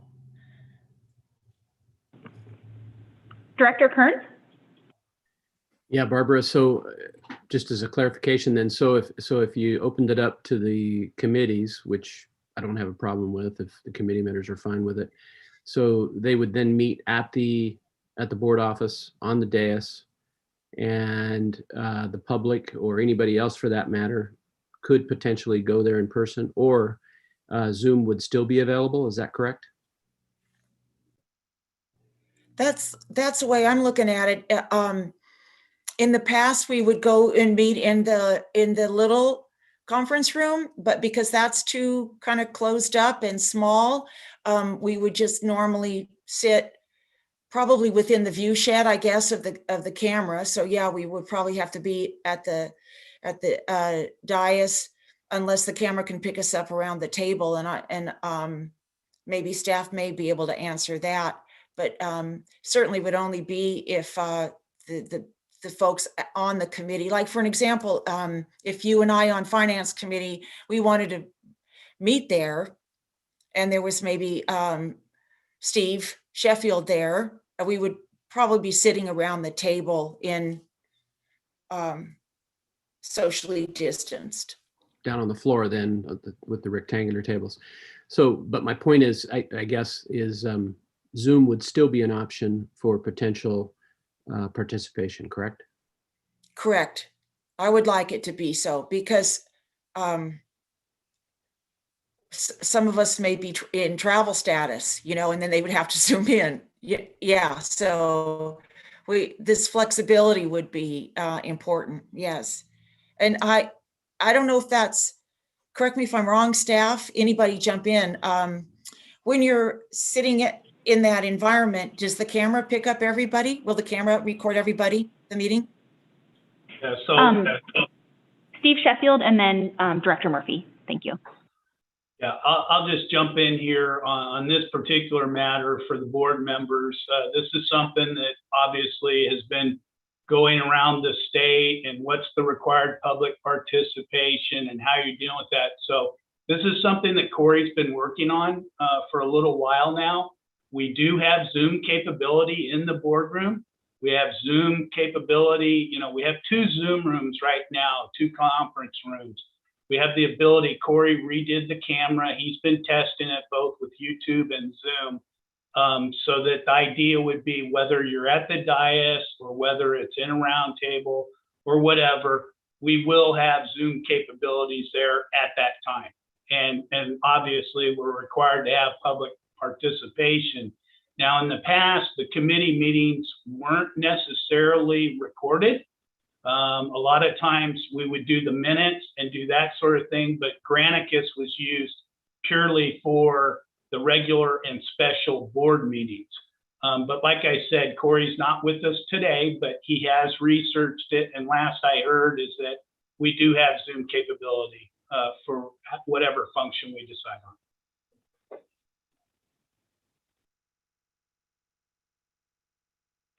Director Murphy and then Director Boatwright. That's great to hear, Steve. And the pieces, like just from the IT side of things, that would be concerns of mine, is making sure that everybody has the same access. And so what's been nice about the Zoom format is that the presentations are full screen on your computer in front of you, and that you can really see the details of those things.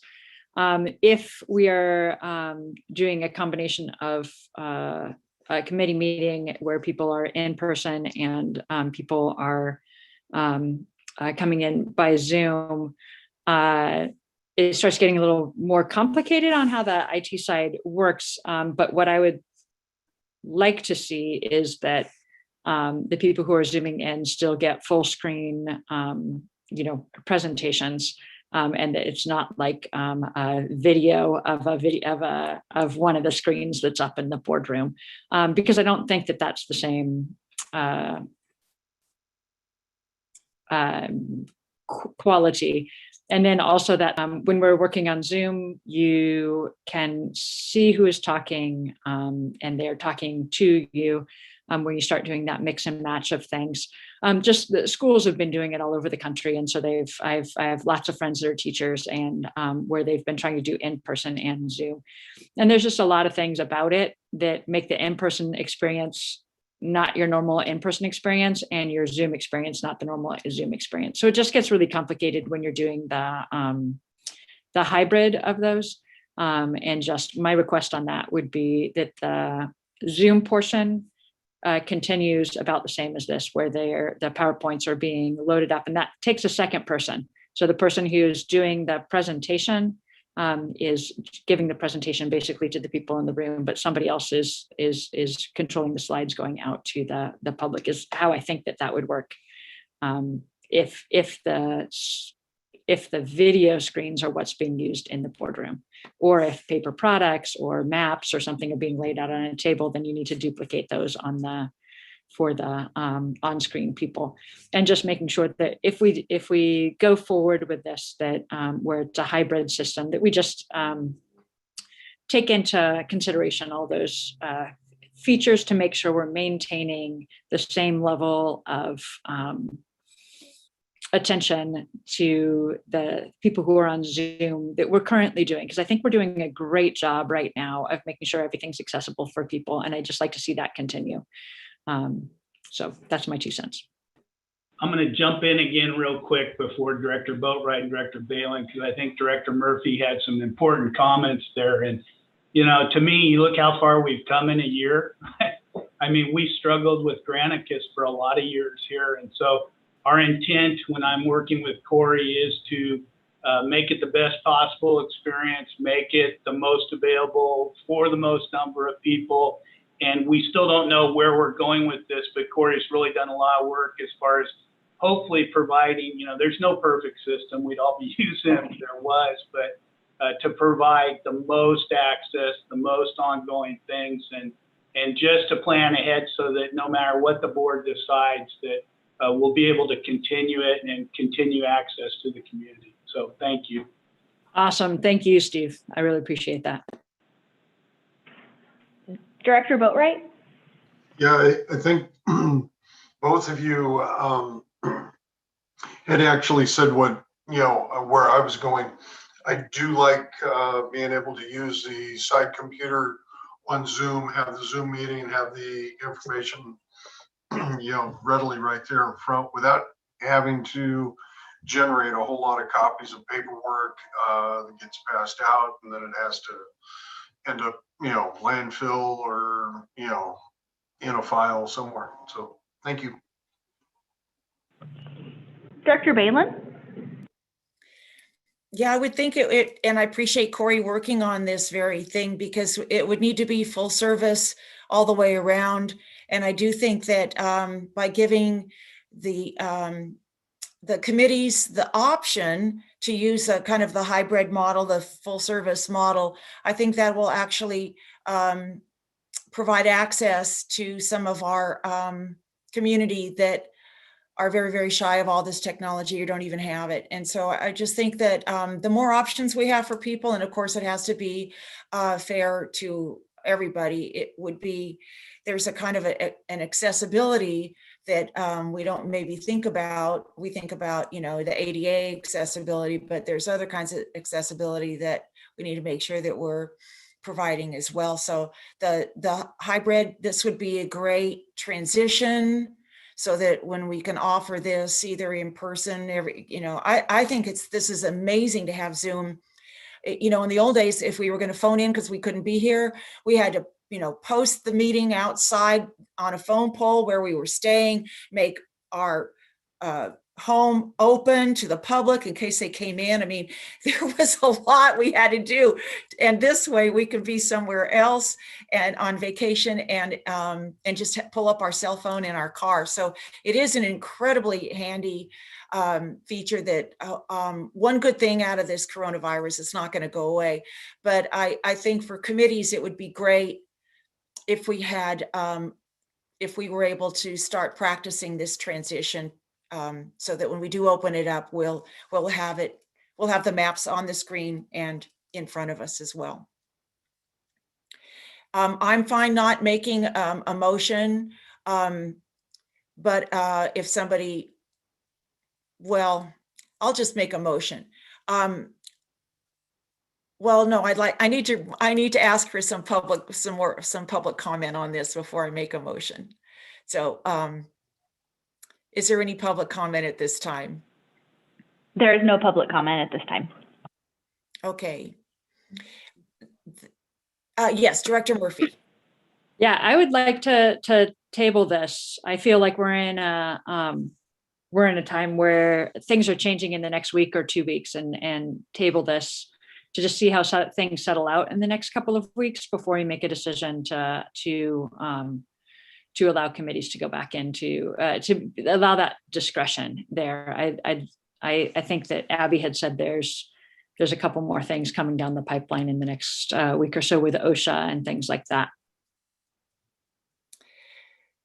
We get another update maybe on our, what's the next meeting here? The 22nd, get another update on it then? That's what I would like. Abby, you did say that there's news forthcoming here in the next, what'd you say, the first part of next week? Yes, June 15th is supposed to be the day that some things change in California. Some articles came out in the Bee today that said maybe not as many changes as we originally thought. So there is some of that. And I would just ask the board that I'm happy to present an update on June 22nd, unless at such time I don't feel like there's enough information for preparation for the board meeting, if that's okay. I think that sounds great. Okay, so there's a motion. Jesse's not here. There's a motion. Lisa, you're making a motion to table it? I can make a different motion, which has to do with what Abby just said, which is I make a motion that Abby does another update for us on the 22nd if there is emerging information that will help us make this decision. I know that's not a beautiful motion, but basically. I'll second that motion. So for discussion, what is the direction? Does this include committees? There are folks out there that would like to meet in person in a committee.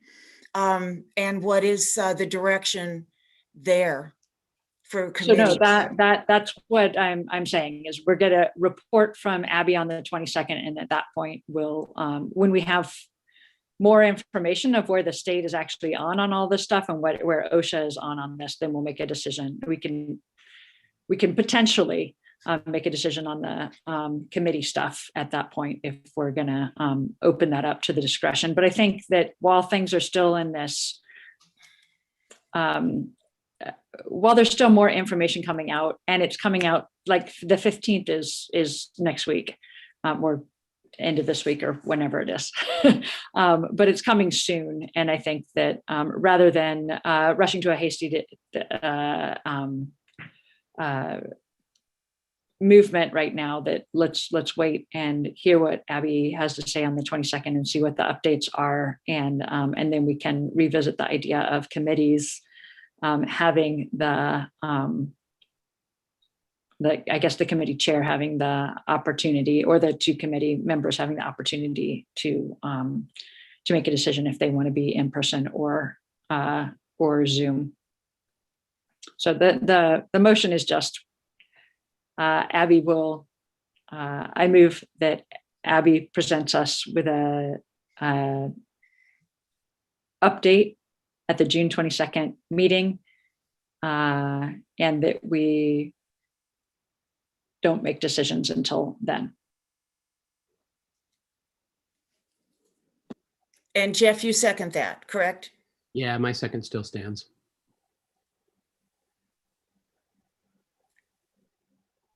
Okay, any further discussion? Okay, any public comment on that before we vote? There's no public comment at this time. Okay, so, Director Ringen. Yeah, I'm sorry, it's a little slow in action there. Yeah, the only thing that I would like to suggest, I don't want to add anything to the motion or anything else, is that in the process of getting the update, maybe we can get an update from Corey as to the ability to put the, if there's a presentation or information that it can be put up on a full screen for the public that comes in on Zoom.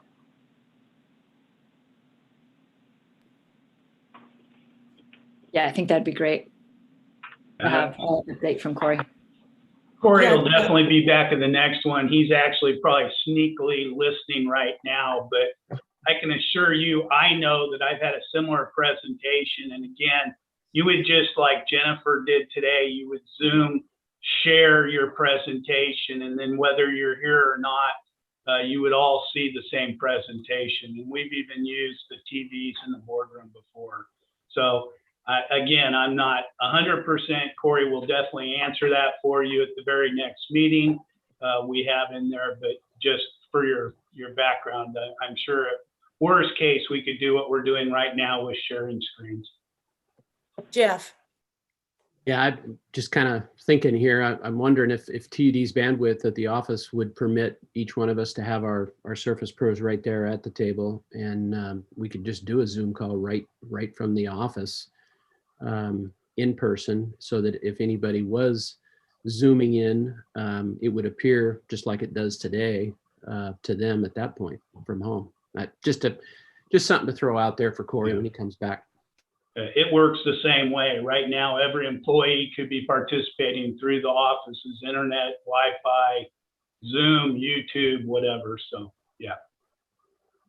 I think that's a really good thought, Jeff. Yeah. Okay, so Melissa, please call for the vote. Okay. Director Balin. Aye. Director Boatright.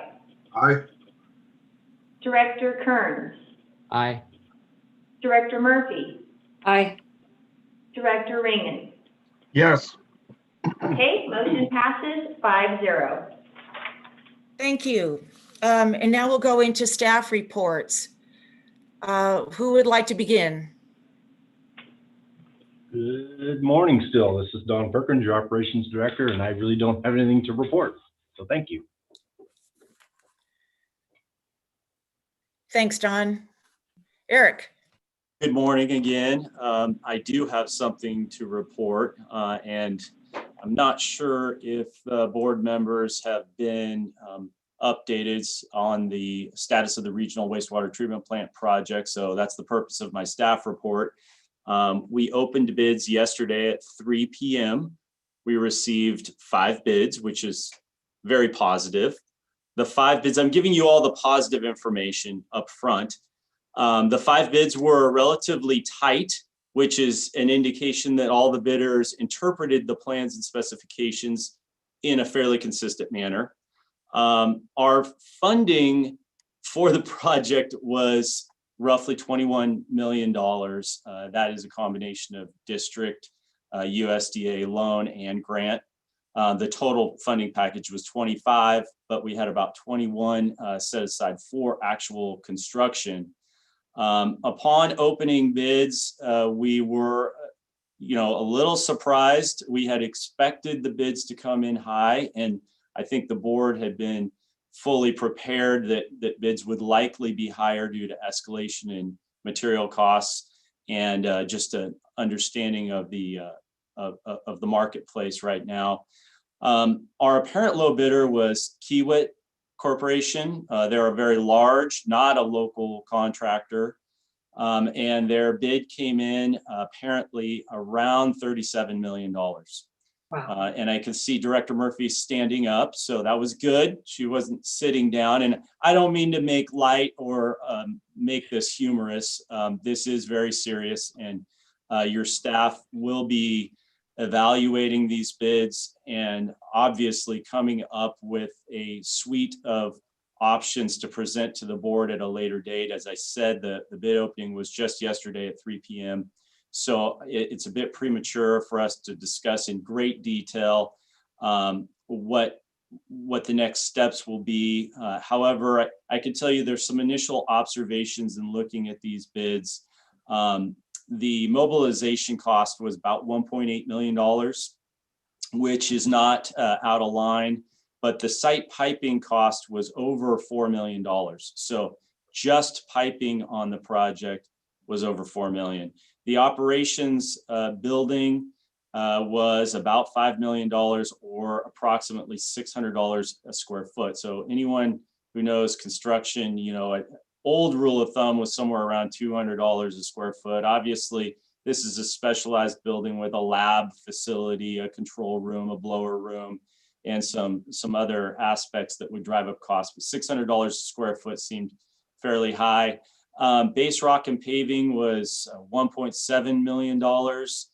And when we looked at the electrical subcontractors on the job, we saw that many of the bidders allocated approximately 20% of their bid, or around $7 million, to just the electrical component of the project. We've envisioned a few options right now. Like I said, we'll come back to the board with much more information, but one option is to reject all the bids and to look at bidding this project at a later time.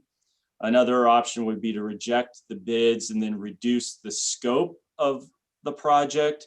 I would advise that we consider speaking with some of the contractors directly. They're the ones that develop the pricing. They're the ones that know where the cost centers are on the project. They're the ones that frequently can identify opportunities to control costs.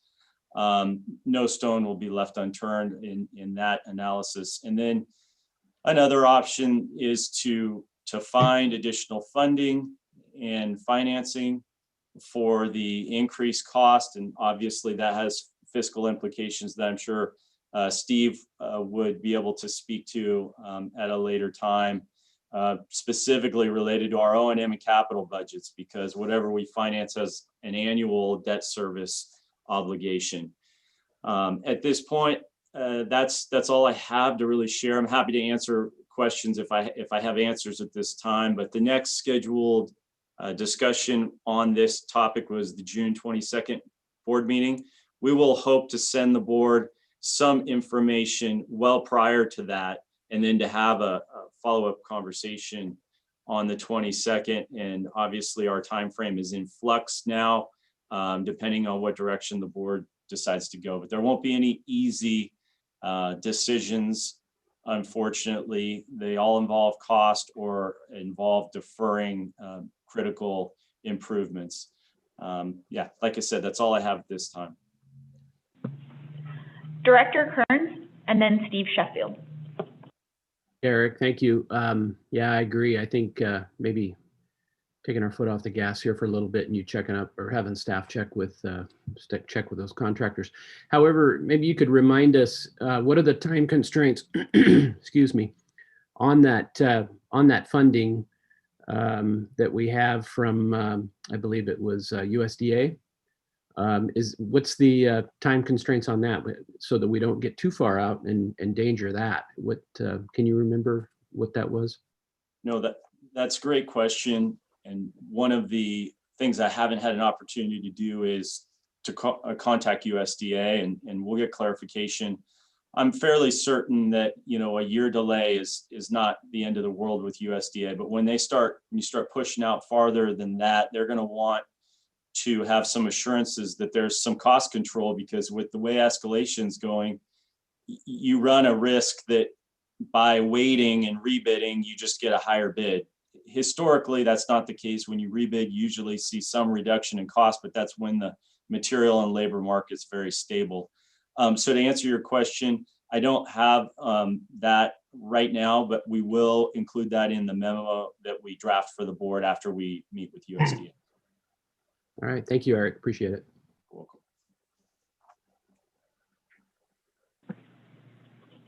Steve Sheffield, and then Director Balin. Yeah, I'll just tag in, kind of following up on what Eric said. You know, this has kind of been everything for us working up to this point and yesterday, so I don't have a staff report on anything else. But we were clearly expecting increased costs. We've talked to USDA. This isn't uncommon as far as there being a higher cost, but not to this degree. I think Eric and I both kind of, as well as Pace, the consultant, when we opened each of them, they were, somewhat close, but somewhat not. I mean, you had 5 of them, and I think I can say it ranged from 37 million to and these are the base. This isn't all inclusive everything. We were looking at kind of the base project cost, and 37 was low, and I think the high was 43, Eric. Almost 43. Yep. Yeah, almost 43. But then there were 3 of them that were all over 40, if I remember right. And, that's a whole different ballgame. So while I've taken every opportunity to remind the board that, hey, as soon as we open these bids, we're going to have resolutions, we're going to have interim financing, we're going to have bond proceeds. Well, all of that is going to be obviously on hold. I may be telling you it's coming to the next meeting, but at this point, like Eric said, we're going to have to discuss it with USDA, get the board's input, look at our options, and really decide this. So, I just wanted to chime in here that we still have all the professionals guiding us, and it is what it is right now, and we've got some work to do with it. So we'll continue to keep the board informed.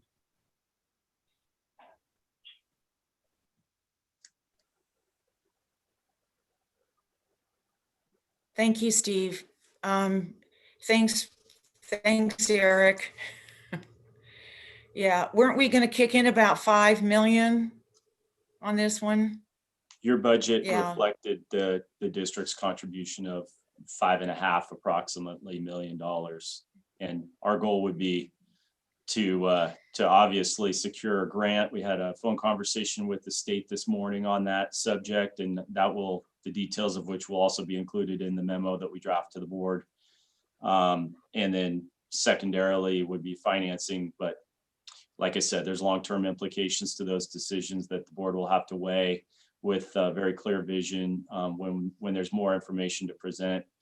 And some of them may involve rate increases. So this is a sensitive subject, and I don't want everyone to get really anxious about it. We'll step through it really methodically. It just is unfortunate that the costs came in as high as they did. There are other projects the county just bid earlier in the week that were much smaller, but were literally double the estimated cost. So this isn't exclusive to TUD. However, it's a larger scale because it's the largest project we've worked on in recent memory. Thank you. With that, any other staff reports?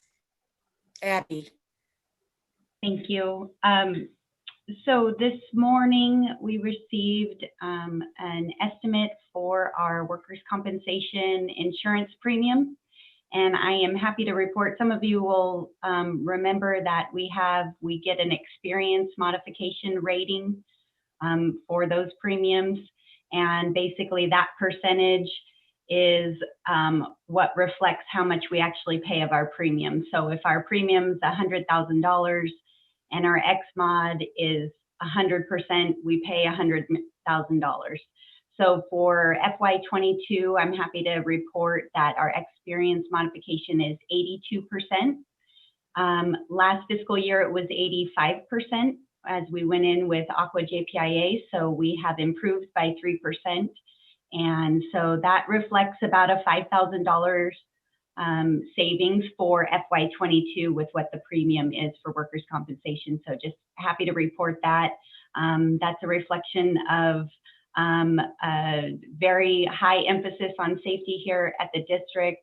And I'm really proud of our safety compliance coordinator, Michelle Perkins. She has had quite the job over the last year with COVID in amongst all the other workplace safety issues that she handles, as well as I want to compliment the department heads and the supervisors here at the district for making sure that they maintain a safe workplace for the employees that work here. So wanted to share that with the board, and that's my report. Thank you. Good news, good savings. Thank you. Steve, anything to report? Okay, great. Well, with that, let's go to director's reports. Anybody? I was going to report. Why don't I just report on the report that I thought, oh, Director Ringen, you want to go ahead? You go ahead. And then I'll go after you. Okay. Well, I've got, hang on, I've got a whole list here. 526 attended and participated in the City of Sonora EAP meeting. That's it. Okay, thanks. Okay, I'll go next. The last board meeting, I neglected to report on the water committee. So with that, I'll go ahead. We had 3 items to report out on. The draft 2020 Urban Water Management Plan, as we already saw today, and I'm really glad that those numbers in that crossover chart got revised. That was good.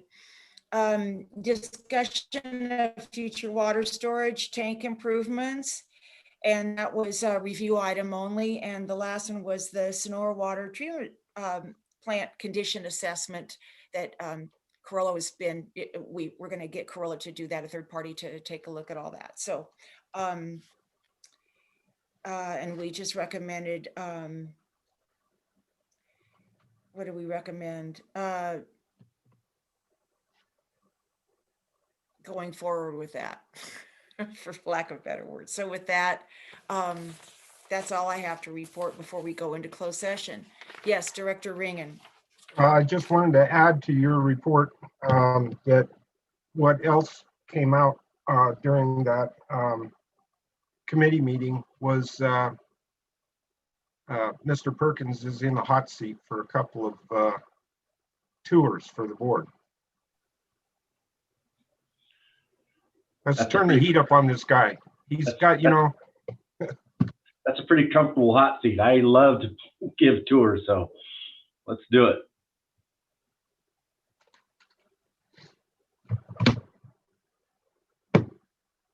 Is there any other director comments before we go into closed session? Yes, Lisa, Director. I'd just like to congratulate Don on stepping into our interim GM position starting next week. So thank you for taking that on, and look forward to working with you in that position. So thanks. Likewise, Lisa. Thank you very much. I appreciate it. I'm looking forward to it.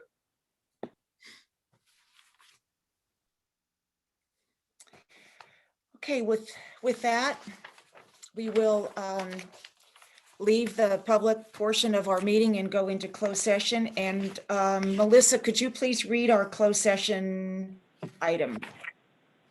Okay, conference with real property negotiators pursuant to Government Code Section 54956.8, property APN 083-200-002-000, agency negotiators Don Perkins and Eric Johnson, other parties to negotiation Christopher Hattler, under negotiation, price and terms of payment. Thank you. President Balin? Yes. Fortunately, I'm going to have to recuse myself again on this one. We've provided services to the parties involved, so I'm sorry to do that. But that is the only item, correct, Melissa? That is correct. Okay. So, Barbara, if you don't mind, then I'll just go ahead and sign off. If for some crazy reason you need me, I believe you have my mobile phone. You can call me, and I'll be happy to jump back on if you need me. I think we've got a quorum when we reconvene, so go forth and multiply. Okay. Thanks. Wow. Yeah. Okay. All right. Right on. Thank you very much. You guys have a good day. All right. Okay. All right. So we'll break out. We'll go into our breakout room. See you, Jeff. Yes, Director Ringen. It'd be possible, President Balin, that we maybe get a, oh my God, break, a quick one. Okay, let's see. It's 11:40 now. What speaks to you? 5 minutes or 10 minutes? whatever to keep from having a disaster occur. 10 minutes. I would do 10. Okay, so we will come back. We will take a 10-minute break and then come back at, I can't do the math, at 11:50. But we should go into the other room, Break right? first. Yes. Okay. Yes. I don't see any little. Have a good day, Jeff. Bye, everyone. Bye, Abby. Yeah, so when you, okay, there we go.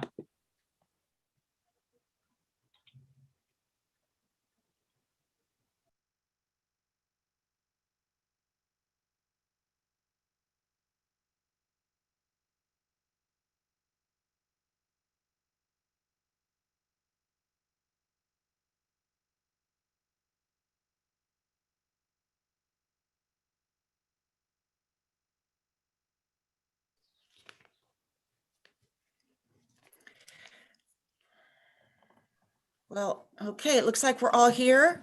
And so I would like to reconvene.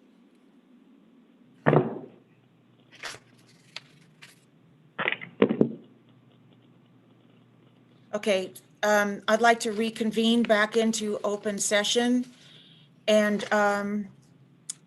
report out in public that there's no reportable action at this time with our closed session. And with that, the meeting for today will be adjourned at 12:58. Thank you. Thank you. Everybody have a Thanks, good Barbara. afternoon. Thank you. Good Thank afternoon. you. Sorry to be in a hurry.